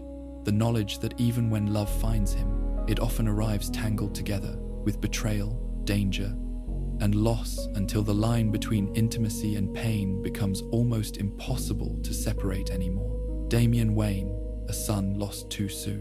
When Damian Wayne first entered Bruce Wayne's life, the relationship between father and son did not begin with warmth, trust, or emotional understanding. It began with conflict, confusion, and fear, because Damian was not raised like an ordinary child. He was shaped from birth inside the world of the League of Assassins, surrounded by violence, discipline, and the belief that strength mattered more than compassion. To Damian, killing was not shocking. It was normal, and for Batman, that truth felt terrifying. Bruce Wayne already carried enormous emotional scars from the people he had lost throughout his life. His parents died in Crime Alley. Harvey Dent collapsed into madness. Jason Todd was murdered by the Joker. Barbara Gordon suffered because of Gotham's endless cruelty. Even his relationship with Talia al Ghul remained tangled in betrayal and emotional uncertainty. Now suddenly, Bruce faced something entirely new. A son, not simply another Robin or partner. His son, That distinction changed everything emotionally. At first, Bruce struggled understanding Damian, almost as much as Damian struggled understanding him. Damian arrived carrying enormous arrogance, aggression, and emotional distance because those qualities helped him survive inside the brutal environment created by the League. He believed weakness deserved punishment. He viewed violence as efficiency. He expected leadership through fear and dominance because that was the world he knew. Yet beneath all that anger lived a child desperately searching for identity. That is what made Damian so tragic from the beginning. People often focused on his sharp attitude, cruel remarks, or reckless behavior. But underneath those defenses existed a boy raised without ordinary love or emotional safety. Damian was trained to become a weapon long before he was allowed to become a child. The League shaped his mind around combat, perfection, and obedience, rather than warmth or vulnerability. Bruce recognized this immediately, and perhaps that recognition frightened him deeply, because Damian reminded Bruce of what trauma does to children when violence becomes their entire world. Batman understood that better than almost anyone. At first, their relationship felt unstable and emotionally exhausting. Damian constantly challenged Bruce's authority because he believed his League training made him superior to others. He insulted allies, ignored instructions, and often used excessive force during missions. Bruce responded with strict discipline because Batman's moral code depended on one principle above almost all others: no killing. For Bruce Wayne, crossing that line meant surrendering to the same darkness destroying Gotham endlessly.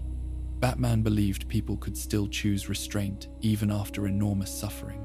Damian, however, grew up believing mercy often represented weakness. This ideological conflict created constant tension between them. Bruce tried teaching Damian compassion, patience, and emotional control. Damian resisted repeatedly. Yet despite all the arguments and emotional distance, something important slowly began happening between them. They started changing each other. That process unfolded quietly over time through shared missions, conversations, failures, and moments of unexpected vulnerability. Damian began witnessing something he rarely saw within the League of Assassins, namely genuine selflessness. Batman risked himself constantly for innocent people. Bruce protected others not for power or control, but because he truly believed life mattered. Damian struggled understanding this at first, but slowly, the idea began affecting him emotionally. At the same time, Bruce Wayne also changed through Damian's presence. Batman often kept emotional distance from others because fear of loss haunted him constantly after Jason Todd's death. Damian forced Bruce into fatherhood more directly than ever before. This was not another sidekick temporarily under his guidance. This was family, and family terrified Bruce Wayne more than criminals ever could. Because family meant vulnerability, it meant love, and Bruce already knew how devastating loss could become when people mattered too much emotionally. Still, despite all his fear, Bruce genuinely began loving Damian deeply. That emotional evolution became visible in subtle ways. Bruce grew more patient with him over time. He stopped seeing Damian only as a dangerous child, shaped by the League, and began recognizing the wounded boy beneath the anger. Damian, meanwhile, slowly started craving Bruce's approval, even while pretending otherwise. That emotional need defined much of Damian's life. Like Jason Todd before him, Damian wanted Batman to see him as worthy. But unlike Jason, Damian struggled expressing vulnerability almost entirely because the League trained emotional hardness into him from birth. He masked loneliness with arrogance, covered fear with aggression. Hiding weakness became instinctive for him. Bruce noticed this, and perhaps because Bruce himself survived through emotional armor for so long, he understood Damian better than he admitted openly. There is something deeply moving about the gradual warmth developing between them, because Bruce Wayne rarely allows himself emotional openness easily. Yet with Damian, moments of genuine fatherhood slowly emerge. Training sessions become conversations. Missions become opportunities for guidance, rather than punishment alone. Bruce starts teaching Damian not just how to fight, but how to live differently from the violence surrounding his upbringing, and Damian responds. Slowly, imperfectly, but genuinely, he begins protecting people more carefully, starts forming friendships awkwardly, learns restraint despite enormous internal conflict. The boy raised to become a killer slowly starts becoming Robin instead. That transformation matters enormously because Damian represents proof that trauma does not always have to define someone forever. Bruce Wayne sees the possibility of redemption inside his son, and perhaps for the first time in years, Batman begins allowing himself to hope emotionally about family again, which makes Damian's death feel almost unbearable afterward. The tragedy unfolds during the Batman Incorporated storyline, where Damian confronts enemies connected to his mother's world and the violence surrounding the Al Ghul legacy. By this point, Damian has grown significantly emotionally. He still carries arrogance and impulsiveness, but he also carries compassion, courage, and loyalty shaped through Bruce's guidance. He becomes heroic, truly heroic. And that is what makes his death so devastating. Because Damian dies not as the violent child first introduced into Batman's life, but as a son trying to become better than the darkness that raised him. The emotional impact on Bruce Wayne is catastrophic. Unlike many tragedies Batman endures with grim silence and controlled discipline, Damian's death breaks something inside him openly. Bruce already lost Jason Todd years earlier, and that wound never healed completely. Losing another son forces every fear surrounding family crashing back into him at once. Batman begins unraveling emotionally afterward, not loudly, not dramatically, but through obsession, denial, and refusal to accept reality fully. Bruce Wayne has spent much of his life believing preparation can prevent loss. Batman studies endlessly, trains endlessly, plans endlessly, because deep down, he still hopes control might stop tragedy from repeating itself someday. Damian's death destroys that illusion again. No amount of intelligence, training, or emotional discipline could save his son, and Bruce cannot emotionally survive that truth easily. He refuses accepting the loss properly at first because grief feels too overwhelming. Batman throws himself deeper into mission and investigation, searches for impossible solutions, becomes consumed by the idea that Damian's death cannot simply remain permanent. This obsession reveals something deeply human beneath Batman's legendary image. Bruce Wayne still fears losing family more than anything else in the world. Not physical pain, not failure, not even death itself. Family. Because every major emotional wound in Bruce's life connects back to losing the people he loves. Crime Alley shaped him forever. Jason Todd haunted him endlessly. And now Damian's death reopens all those wounds simultaneously. The Batcave changes afterward. Wayne Manor changes. Even Gotham itself feels emptier emotionally because Damian brought something unique into Batman's life despite all the conflict surrounding him. Damian challenged Bruce constantly, frustrated him endlessly, and complicated every emotional instinct Batman possessed. But he also made Bruce Wayne feel like a father again, not merely a mentor, not only Batman, a father. And now that role feels shattered. There is something especially tragic about Bruce losing Damian after finally allowing himself emotional closeness again. Batman spent years guarding his heart carefully after previous losses, yet Damian slowly broke through those defenses. Bruce allowed himself to love the boy fully despite fear, and Gotham took him away anyway. That reality deepens Batman's emotional isolation afterward because it reinforces the terrifying pattern haunting Bruce Wayne's entire life. Everyone he loves becomes vulnerable, eventually. Gotham destroys families repeatedly. The city consumes innocence, hope, and emotional connection endlessly.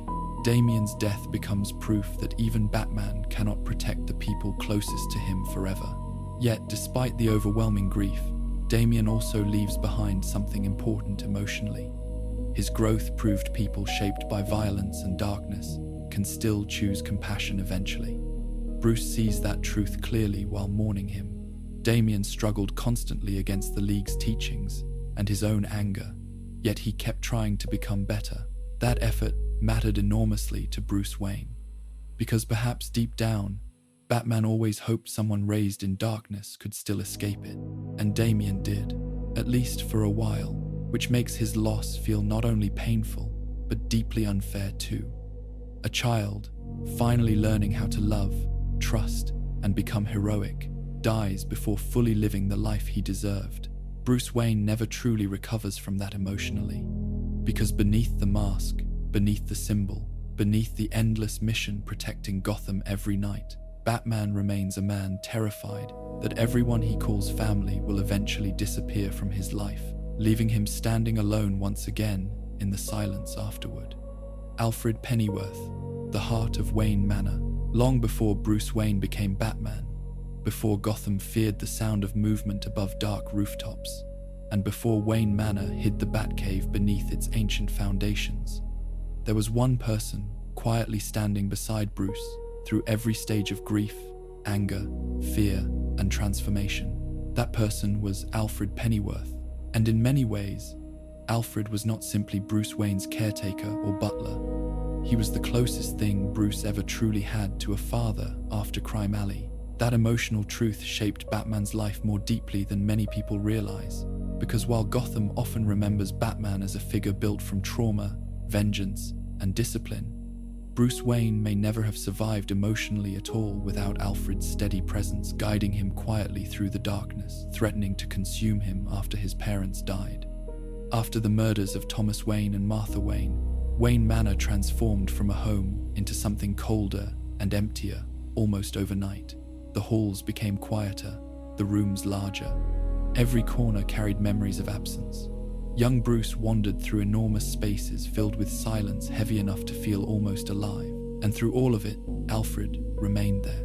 That constancy mattered enormously, because when children experience traumatic loss, stability becomes emotionally vital. Bruce Wayne's world shattered completely after Crime Alley. The people protecting him vanished. Safety disappeared. Gotham itself began feeling hostile and broken. Alfred became one of the only figures still standing inside the ruins afterward. But Alfred did more than simply care for Bruce physically. He protected Bruce's humanity.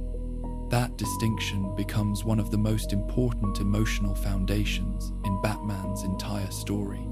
Alfred understood grief deeply enough to recognize what was happening to Bruce long before Batman fully emerged.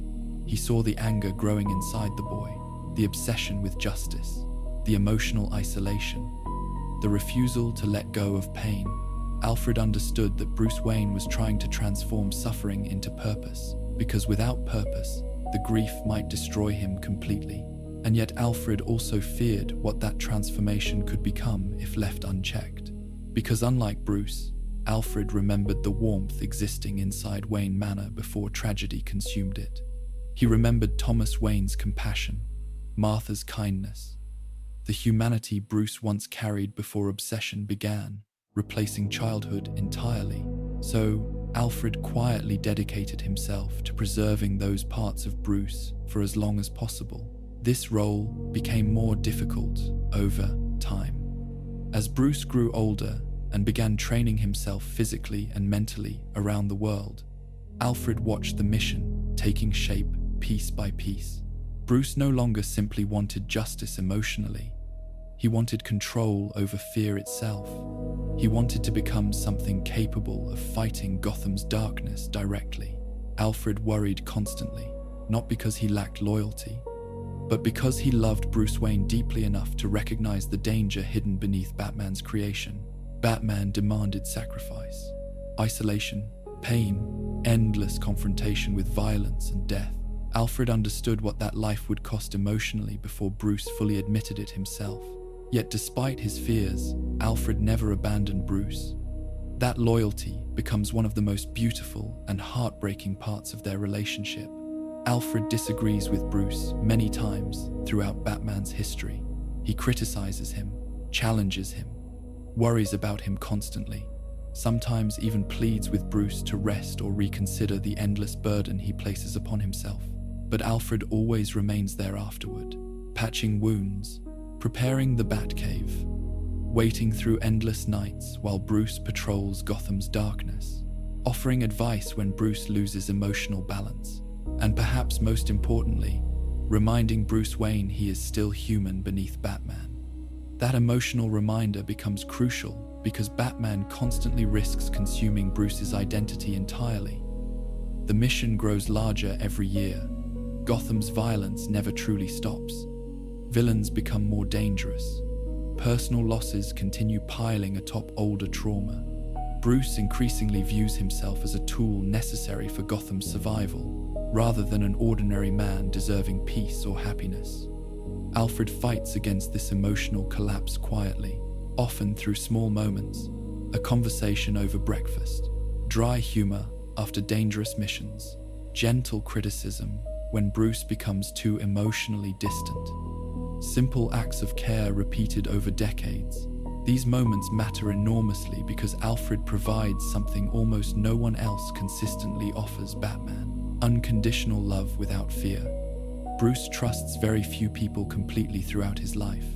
Trauma taught him caution early, betrayals reinforced it later. But Alfred remains one of the only individuals Bruce never truly doubts emotionally, because Alfred's loyalty existed long before Batman and survived every tragedy afterward. In many ways, Alfred becomes Wayne Manor's emotional heart. Without him, the mansion risks becoming merely a monument to grief and obsession. Bruce fills the manor with technology, training facilities, mission planning, and endless reminders of Gotham's war against crime. Alfred preserves warmth inside it somehow, despite all the darkness surrounding Batman's world. He cooks meals Bruce forgets to eat, keeps rooms alive with ordinary routines, offers emotional grounding when Batman drifts too far into isolation. And perhaps most importantly, Alfred remembers Bruce Wayne even when Bruce himself begins forgetting who he is beneath the mask. That role grows even more important as the Bat family expands over time. Dick Grayson, Jason Todd, Tim Drake, Damian Wayne, and others all pass through Wayne Manor, carrying their own trauma and emotional wounds. Alfred often becomes caretaker, mentor, and emotional protector for them too, because unlike Batman, Alfred understands healing requires compassion alongside discipline. The younger members of the Bat family frequently connect with Alfred in ways Bruce struggles managing emotionally. Alfred listens, comforts, encourages. He creates stability within a world dominated by danger and loss. Wayne Manor feels safer because Alfred exists there. That safety disappears after his death, and the emotional devastation surrounding Alfred's loss cuts deeper into Bruce Wayne than almost anything else imaginable, because Alfred represented the final living connection to the life Bruce lost after Crime Alley. Thomas and Martha Wayne died long ago. Jason Todd died. Damian died temporarily. Relationships fractured repeatedly. Gotham continued consuming people Bruce loved, but Alfred endured through all of it. He remained constant, which made his death feel impossible emotionally. When Alfred dies during storylines involving Bane and Gotham's collapse, Bruce Wayne experiences something beyond ordinary grief. Alfred's absence creates emotional silence so enormous that Wayne Manor itself begins feeling haunted afterward.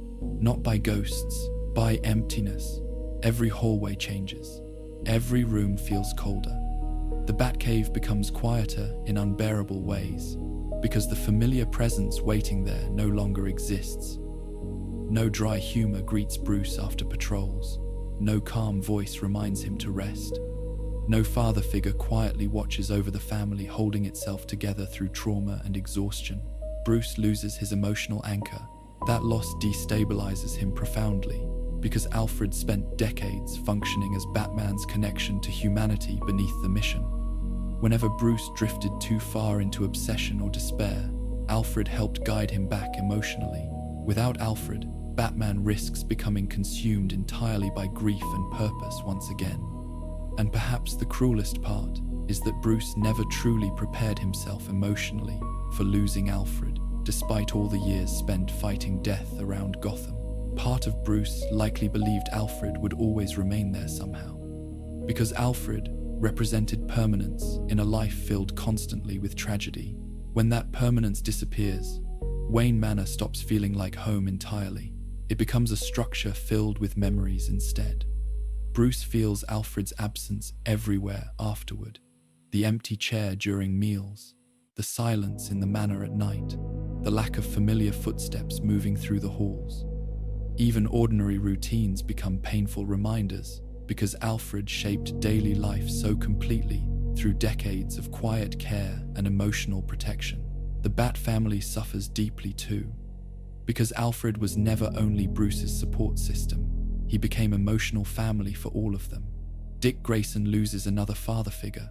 Damien loses perhaps the gentlest influence he ever truly trusted.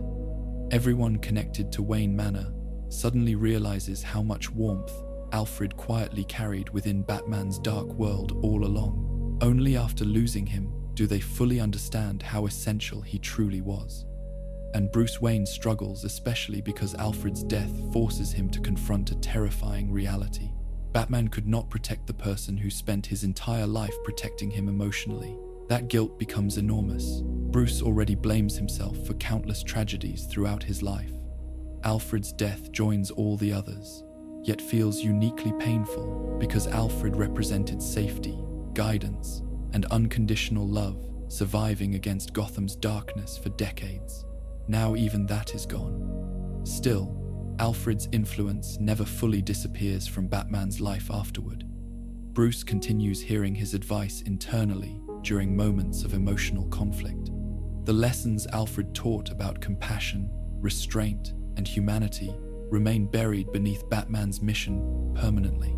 And perhaps that is Alfred's greatest legacy, not simply helping create Batman, but helping preserve Bruce Wayne within Batman for as long as possible. Because without Alfred Pennyworth, Gotham may not have gained a hero at all. It may only have created another broken man, consumed entirely by darkness and grief, with nobody left beside him to remind him how to remain human anymore. The friends Batman could never fully keep. For all the strength, intelligence, discipline, and fearlessness associated with Batman, perhaps the greatest tragedy in Bruce Wayne's life was never physical weakness at all.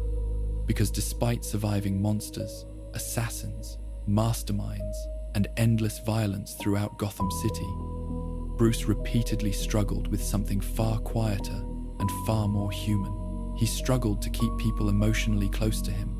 Again and again throughout Batman's history, Bruce Wayne built connections with allies, partners, friends, and family members who genuinely loved him, trusted him, and wanted to stand beside him through Gotham's darkness. Yet despite caring deeply for many of them, Bruce often damaged those relationships through secrecy, emotional distance, fear, and an inability to fully open himself honestly. And perhaps the saddest part is that Bruce usually understood what he was doing, even while continuing it anyway.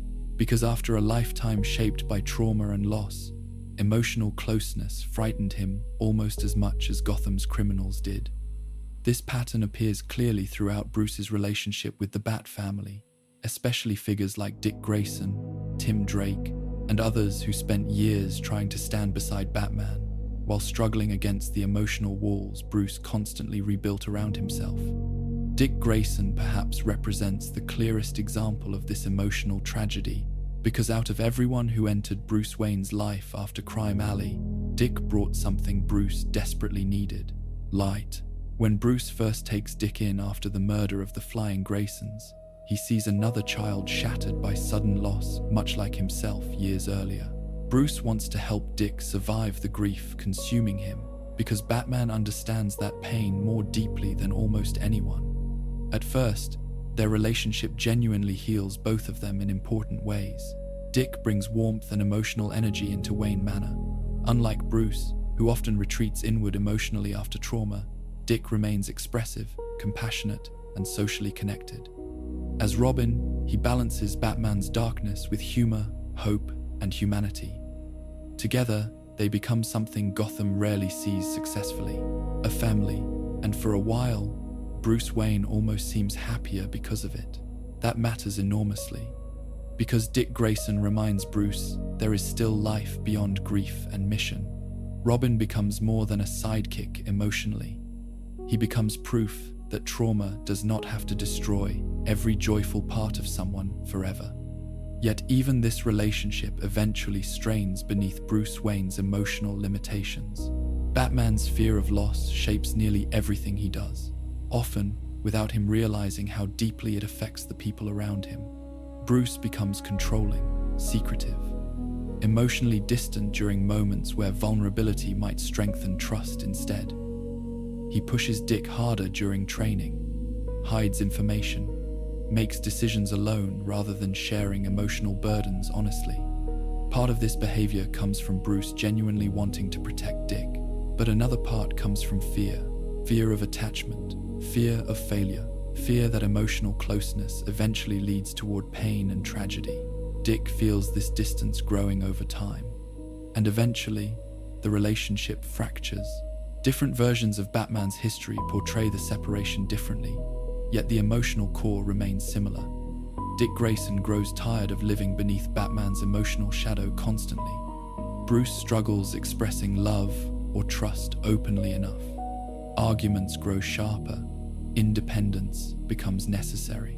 Dick leaves, not because he stops loving Bruce Wayne, but because staying emotionally trapped inside Batman's world forever becomes unbearable. That separation devastates Bruce quietly, yet instead of learning fully from it, Bruce often repeats similar patterns later with others.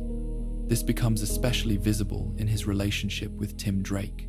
Tim enters Batman's life differently from previous Robins, because unlike Dick or Jason, Tim actively chooses the role after recognizing Batman emotionally needs Robin to remain balanced psychologically. Tim sees something important many others overlook. Batman alone becomes dangerous to himself. That understanding reveals how clearly Tim perceives Bruce Wayne emotionally from the beginning. Tim is intelligent, observant, patient, and emotionally grounded in ways Bruce desperately needs after losing Jason Todd. Where Jason carried anger and instability, Tim brings caution and empathy. Bruce trusts him gradually, perhaps more carefully than before, because Jason's death left enormous emotional scars surrounding responsibility and failure. Still, despite the trust developing between them, Bruce eventually damages this relationship too through familiar patterns. Secrecy returns, emotional withholding returns.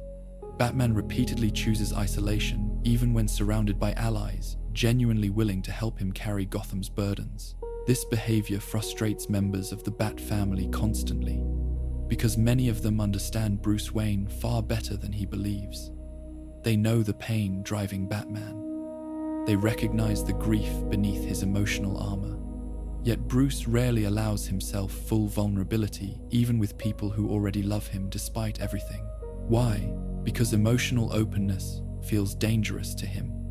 Every major loss in Bruce's life reinforces the terrifying idea that connection leads towards suffering eventually.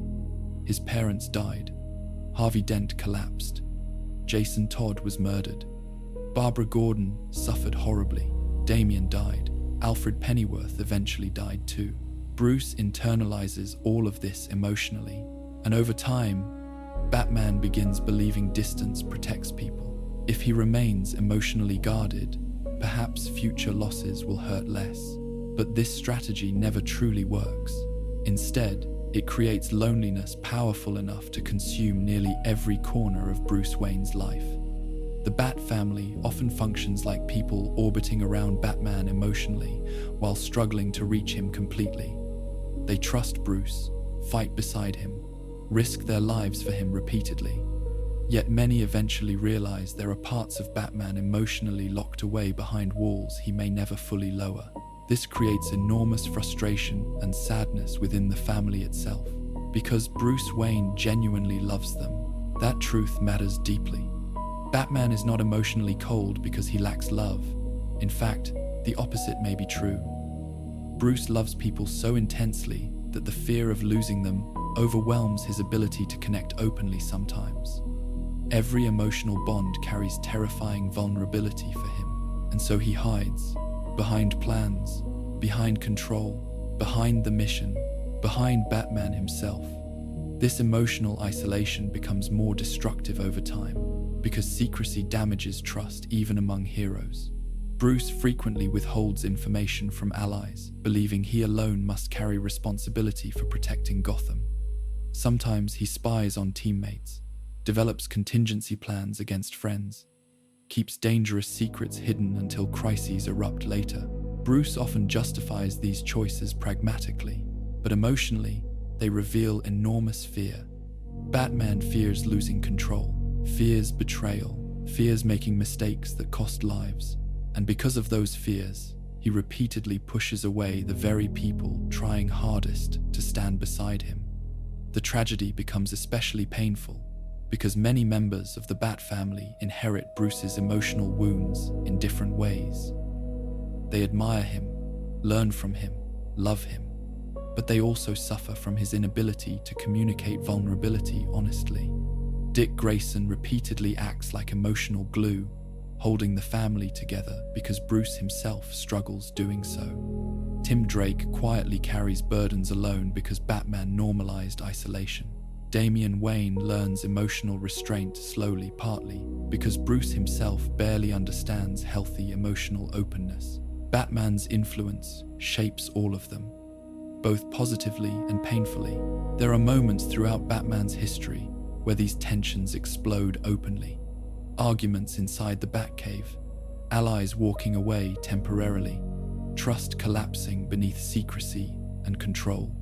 Bruce often finds himself standing alone afterward, surrounded by silence he partly created himself. And yet, despite all this, the Bat family repeatedly returns. That may be one of the most moving aspects of Batman's world. Because despite Bruce Wayne's flaws, emotional distance, and painful inability to fully trust sometimes, the people closest to him still recognize the humanity buried beneath Batman's darkness. They see the wounded child from Crime Alley still trying desperately to protect everyone he loves from suffering the same pain he endured. Even when Bruce himself cannot express that fear properly, still, the loneliness surrounding Batman remains enormous. Wayne Manor often feels emotionally empty despite containing family because Bruce isolates himself internally so often. The Batcave becomes less a home and more a refuge built around endless mission and preparation. Gotham itself reinforces this isolation constantly because the city never truly stops demanding pieces of Batman's life. Crime continues, villains return, tragedy repeats. Bruce responds by retreating deeper into the mission again and again, and perhaps that is why emotional isolation ultimately becomes Batman's greatest weakness. Not physical injury, not fear, not even death, isolation. Because Batman can survive almost any physical threat through preparation and determination. But emotional isolation slowly damages him from within over years until relationships fracture beneath the weight of secrecy and loneliness. Bruce Wayne spends much of his life terrified that opening himself emotionally will lead toward unbearable pain someday. Yet, by refusing that vulnerability fully, he often creates another kind of suffering instead. Distance, silence, and the quiet heartbreak of standing surrounded by people who love him while still feeling completely alone inside Gotham's endless night. The endless war against the Joker. Out of every enemy Batman has ever faced throughout the endless darkness of Gotham City, none feels as emotionally exhausting, psychologically terrifying, or spiritually impossible to defeat as the Joker. Because Batman's war against Joker is not truly a battle that can be won in ordinary ways. It is a wound that keeps reopening forever. Again and again throughout Gotham's history, Batman captures Joker, stops his plans, saves innocent lives from his chaos, locks him away inside Arkham Asylum, and every single time, somehow, eventually, Joker returns, laughing, smiling, ready to hurt people all over again. That endless repetition creates something deeply horrifying beneath their conflict because, after enough years pass, Batman begins realizing he may never truly stop the suffering connected to Joker permanently. No matter how hard Bruce Wayne fights, no matter how much pain he endures, And no matter how many times Gotham survives another nightmare, Joker always comes back carrying new cruelty waiting inside him. And perhaps that realization wounds Batman more deeply than any physical injury ever could, because Joker represents failure, repeating endlessly. Not simple failure from lack of effort or intelligence, but the terrifying possibility that some forms of darkness cannot fully disappear no matter how much people fight against them. That idea haunts Batman constantly. Many villains challenge Batman physically, intellectually, or strategically, yet Joker attacks something far more personal. He attacks Bruce Wayne's morality itself. He wants Batman emotionally exhausted, morally compromised, isolated, grieving, and psychologically unstable, because Joker understands something most enemies never fully realize. Batman's greatest battle is not against crime. It is against hopelessness. And Joker spends nearly every encounter trying to destroy the hope Bruce still carries somewhere deep inside himself. This is why their relationship feels emotionally unwinnable. Batman cannot simply defeat Joker physically, because Joker's existence revolves around emotional destruction more than ordinary victory. He does not crave power the way crime bosses do. He does not seek political control like corrupt elites. He does not even pursue revenge in predictable ways. Joker wants to prove something. He wants to prove morality is fragile, that sanity is temporary, that people are only one terrible day away from becoming monsters themselves. And most importantly, he wants to prove Batman is not truly different from him at all. That obsession shapes nearly everything Joker does. Every attack becomes psychological. Every crime becomes symbolic. Every tragedy becomes another attempt to break Bruce Wayne emotionally from within. Sometimes Joker attacks Batman directly through violence, but often, the cruelest damage comes through the people surrounding Bruce instead.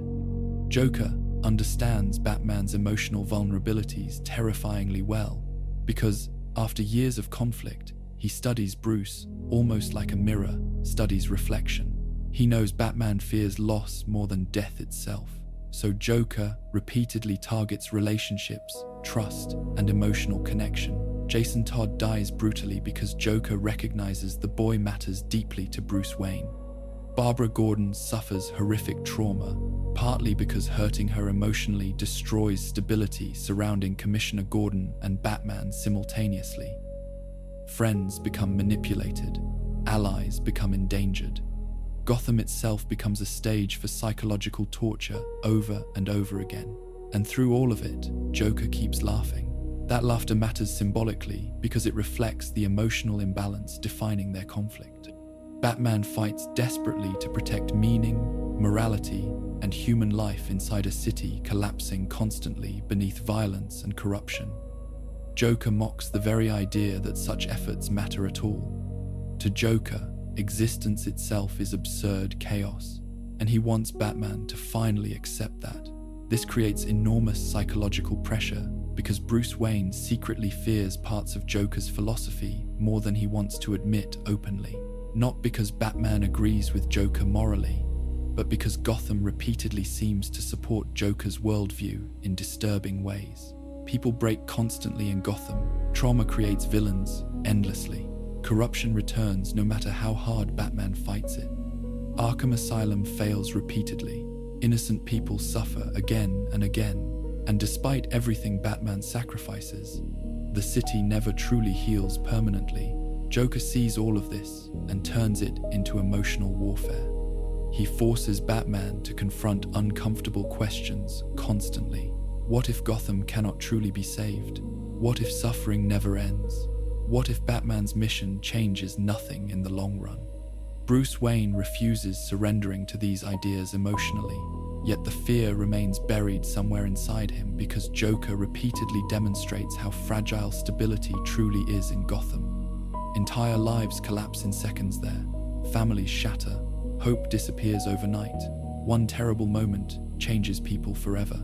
Bruce himself knows this intimately from Crime Alley. That shared understanding creates another disturbing connection between Batman and Joker. Both emerge from trauma.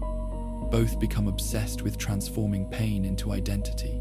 Both build theatrical personas, reshaping Gotham emotionally through fear and symbolism. The difference is that Batman fights against despair, while Joker embraces it fully, and Joker desperately wants Batman to stop resisting.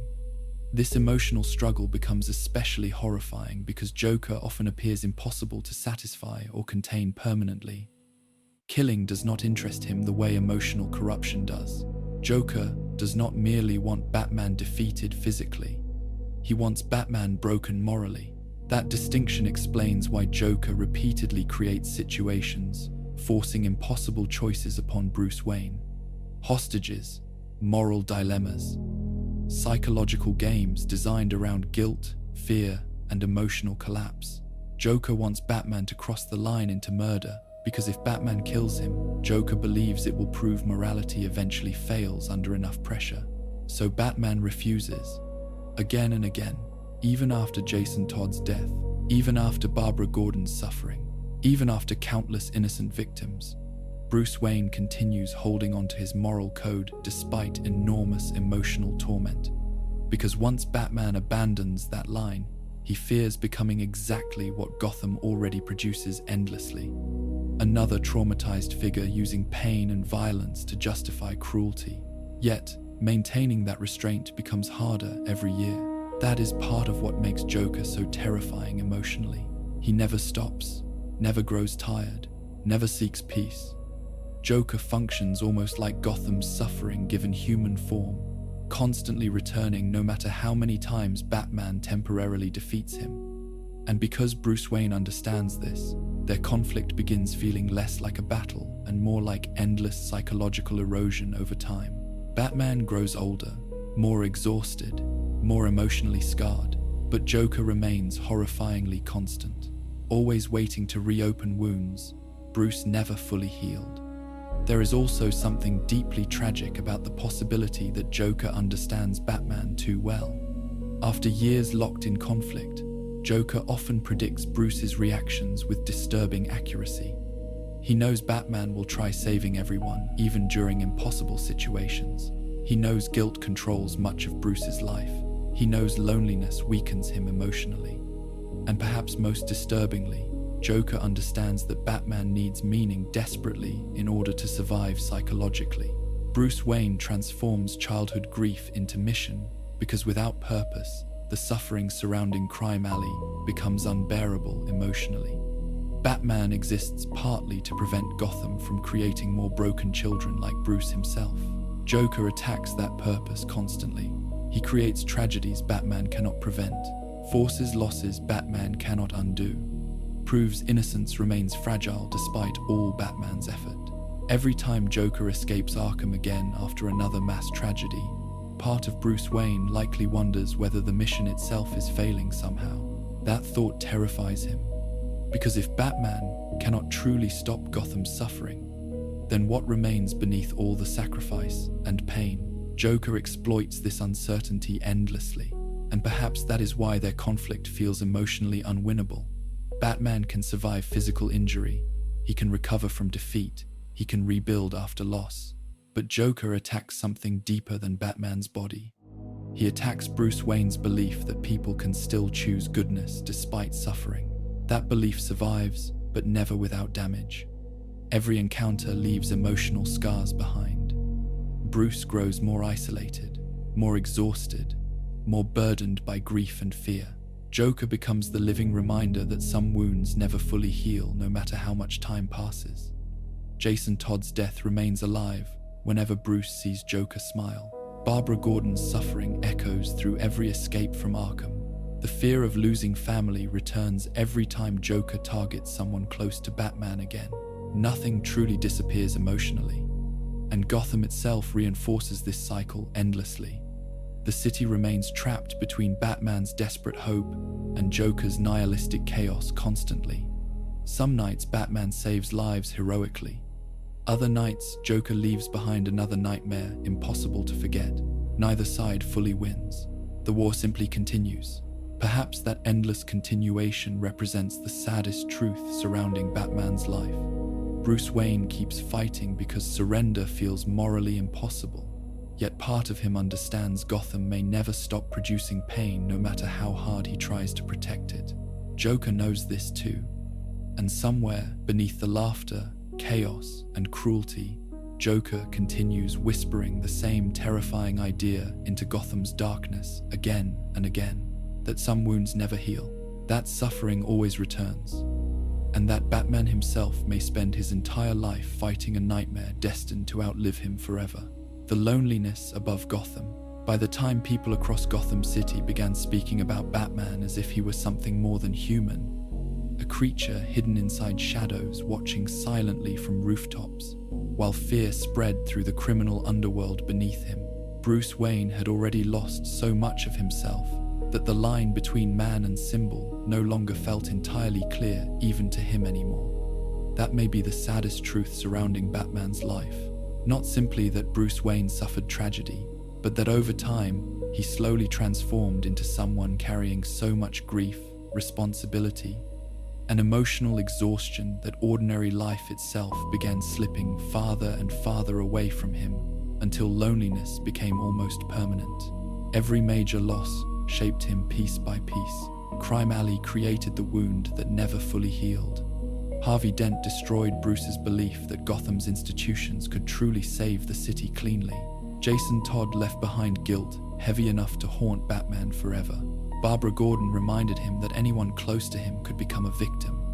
Bane forced Bruce to confront his physical limits. Talia al Ghul complicated love with betrayal and emotional uncertainty.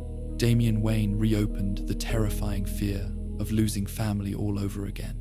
Alfred Pennyworth's death removed the emotional anchor, keeping Wayne Manor alive with warmth. And Joker continued returning endlessly, like a nightmare refusing to die. All of these losses accumulated slowly over years until Batman himself became something tragic beneath the heroism. Because every sacrifice protecting Gotham cost Bruce Wayne another piece of ordinary humanity. That process did not happen suddenly. It unfolded quietly, one sleepless night at a time, one funeral at a time, one emotional wall built after another betrayal or tragedy. At first, Bruce probably believed Batman could exist alongside a normal life somehow. Early in his mission, perhaps he imagined Gotham might improve enough eventually for Bruce Wayne to truly live beyond the cape and cowl again. Maybe he hoped justice could one day become stable enough for peace to feel possible. But Gotham rarely allows peace to survive for long. The city demands more constantly, more sacrifice, more endurance, more pain, and Bruce Wayne always gives it. That is part of what makes Batman heroic and tragic, because Bruce never truly learns how to stop sacrificing himself emotionally for Gotham's survival. The mission slowly consumes everything else. Relationships become strained beneath secrecy and emotional distance. Sleep disappears. Ordinary happiness feels temporary and fragile. Even moments of warmth inside the Bat family eventually become overshadowed by fear that another loss waits somewhere ahead. Bruce carries this fear constantly. Every person he loves becomes another potential wound Gotham could reopen someday. And after enough tragedies, Batman begins living emotionally like someone preparing for loss before it even happens. He trains obsessively, plans obsessively, protects obsessively. Yet beneath all that control remains a terrified child from Crime Alley, still trying desperately to stop the people he loves from disappearing forever. The heartbreaking reality is that despite all his preparation, people continue disappearing anyway. That truth slowly reshapes Bruce Wayne into someone emotionally isolated even while surrounded by allies and family. Members of the Bat family love him deeply. Gotham's citizens admire him. Heroes trust him with their lives. Yet Batman often stands emotionally apart from everyone else because he no longer fully knows how to exist without the mission defining him. And perhaps that is the greatest sacrifice Bruce Wayne made. Not his body, not his fortune, himself. Over time, Batman stopped being something Bruce Wayne did and became the identity controlling nearly every part of his existence. The mission dictated relationships, routines, emotions, and decisions. Gotham's suffering became Bruce's burden psychologically, until he carried the city almost like a personal responsibility living inside him constantly. That burden never truly leaves, even during quiet moments, even during temporary victories. Because Batman understands Gotham too well by now. Crime returns, corruption survives, trauma spreads through generations endlessly. Every life Bruce saves matters deeply, yet new suffering always waits somewhere else in the city afterward. And still, Bruce refuses surrender. That refusal reveals something beautiful about Batman despite all the tragedy surrounding him. Beneath the loneliness and emotional exhaustion remains extraordinary compassion. Bruce Wayne continues fighting not because he believes victory will come easily, but because innocent people still need protection, even inside unwinnable circumstances. That determination inspires others throughout Gotham constantly. Dick Grayson becomes a hero because Bruce gave him purpose after tragedy. Tim Drake learns compassion alongside discipline. Barbara Gordon rebuilds herself after devastating trauma, partly because Batman never stopped believing in her strength. Even Damian Wayne slowly moves away from the League's violence because Bruce teaches him another path exists. Batman changes lives positively despite all the pain surrounding him. Yet those successes come with enormous emotional cost. Because surviving, while so many others suffer, leaves scars too. Bruce Wayne survives the deaths of his parents, but the child from Crime Alley never fully heals. He survives Jason Todd while carrying guilt permanently afterward. He survives Damian's death while emotionally collapsing beneath the fear of losing another son. He survives Alfred's absence while Wayne Manor becomes quieter and colder than ever before. And perhaps surviving becomes its own kind of burden eventually, because every loss remains alive inside Batman long after the moments themselves pass. Bruce remembers everything. The gunshots in Crime Alley, Jason's empty costume in the Batcave, Barbara wounded on the floor, Alfred's voice no longer echoing through Wayne Manor, Damian trying desperately to become better than the darkness that raised him. These memories travel with Batman every night. That emotional weight transforms him into something both inspiring and deeply sad. Gotham sees Batman as strength, fearlessness, and control. But beneath the symbol stands a man carrying decades of grief, almost entirely alone, because Bruce Wayne rarely allows himself true emotional release. Instead, he keeps moving, keeps fighting, keeps surviving. Perhaps because stopping would force him to fully confront the magnitude of everything he lost along the way. And maybe part of Bruce fears what would happen emotionally if he ever truly allowed himself to collapse beneath all that pain. There is also something deeply lonely about the way Gotham itself responds to Batman. The city needs him desperately, yet can never fully comfort him. Criminals fear him, citizens rely on him, police cooperate with him uneasily. But very few people truly understand the emotional cost of becoming Batman, because becoming Batman required Bruce Wayne to sacrifice ordinary life almost completely. No peaceful future, no stable family, no lasting emotional safety, only mission, only responsibility, only endless nights spent trying to hold together a city constantly threatening collapse. And perhaps the cruelest part is that Gotham itself may never fully heal no matter how much Batman sacrifices for it. The city continues producing violence, corruption, trauma, and suffering endlessly. Bruce Wayne keeps saving Gotham, yet Gotham keeps demanding more from him in return. Still, he stays. That choice defines Batman more than anything else. Not the cape, not the fear, not even the tragedy, the choice to remain. Again and again, Bruce Wayne could walk away emotionally. He could abandon Gotham, stop fighting, let others carry the burden instead. Yet despite every wound and every devastating loss, Batman continues climbing onto rooftops night after night because somewhere deep inside him still exists the belief that saving even one frightened child from experiencing Crime Alley makes the suffering worthwhile. That belief keeps him moving through exhaustion and grief long after ordinary people would break, but it does not erase the loneliness. As rain falls softly across Gotham City once more, pale lights shimmer across wet rooftops while distant sirens echo through narrow streets below. High above the city, standing motionless against the dark skyline, Batman watches Gotham silently beneath the storm clouds. And somewhere beneath the armor, beneath the symbol feared across the city, Bruce Wayne carries every loss beside him still. The frightened child from Crime Alley, the sons he could not save, the family he struggled to keep together, the friends lost along the way, and the endless grief hidden behind the mask while Gotham stretches endlessly before him into the night. And now, as the rain drifts softly across the rooftops of Gotham City, the long and painful story of Batman begins to grow quieter, no longer filled with desperate battles, shattered memories, or the endless sound of sirens echoing through the night, but settling slowly into stillness beneath pale lights and distant thunder far above the sleeping city. The losses Bruce Wayne carried through his life no longer feel sharp now, but heavy and far away, like old shadows moving softly through empty halls inside Wayne Manor, where every memory remains waiting quietly in the dark.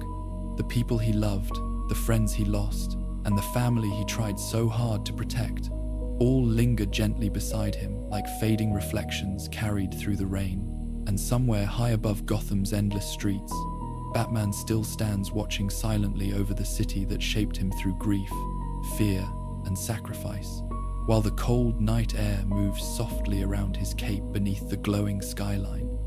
And as Gotham slowly fades into silence tonight, you can let the story fade with it too, softer now, quieter now, until only the rain remains, calm, distant, and drifting peacefully into rest.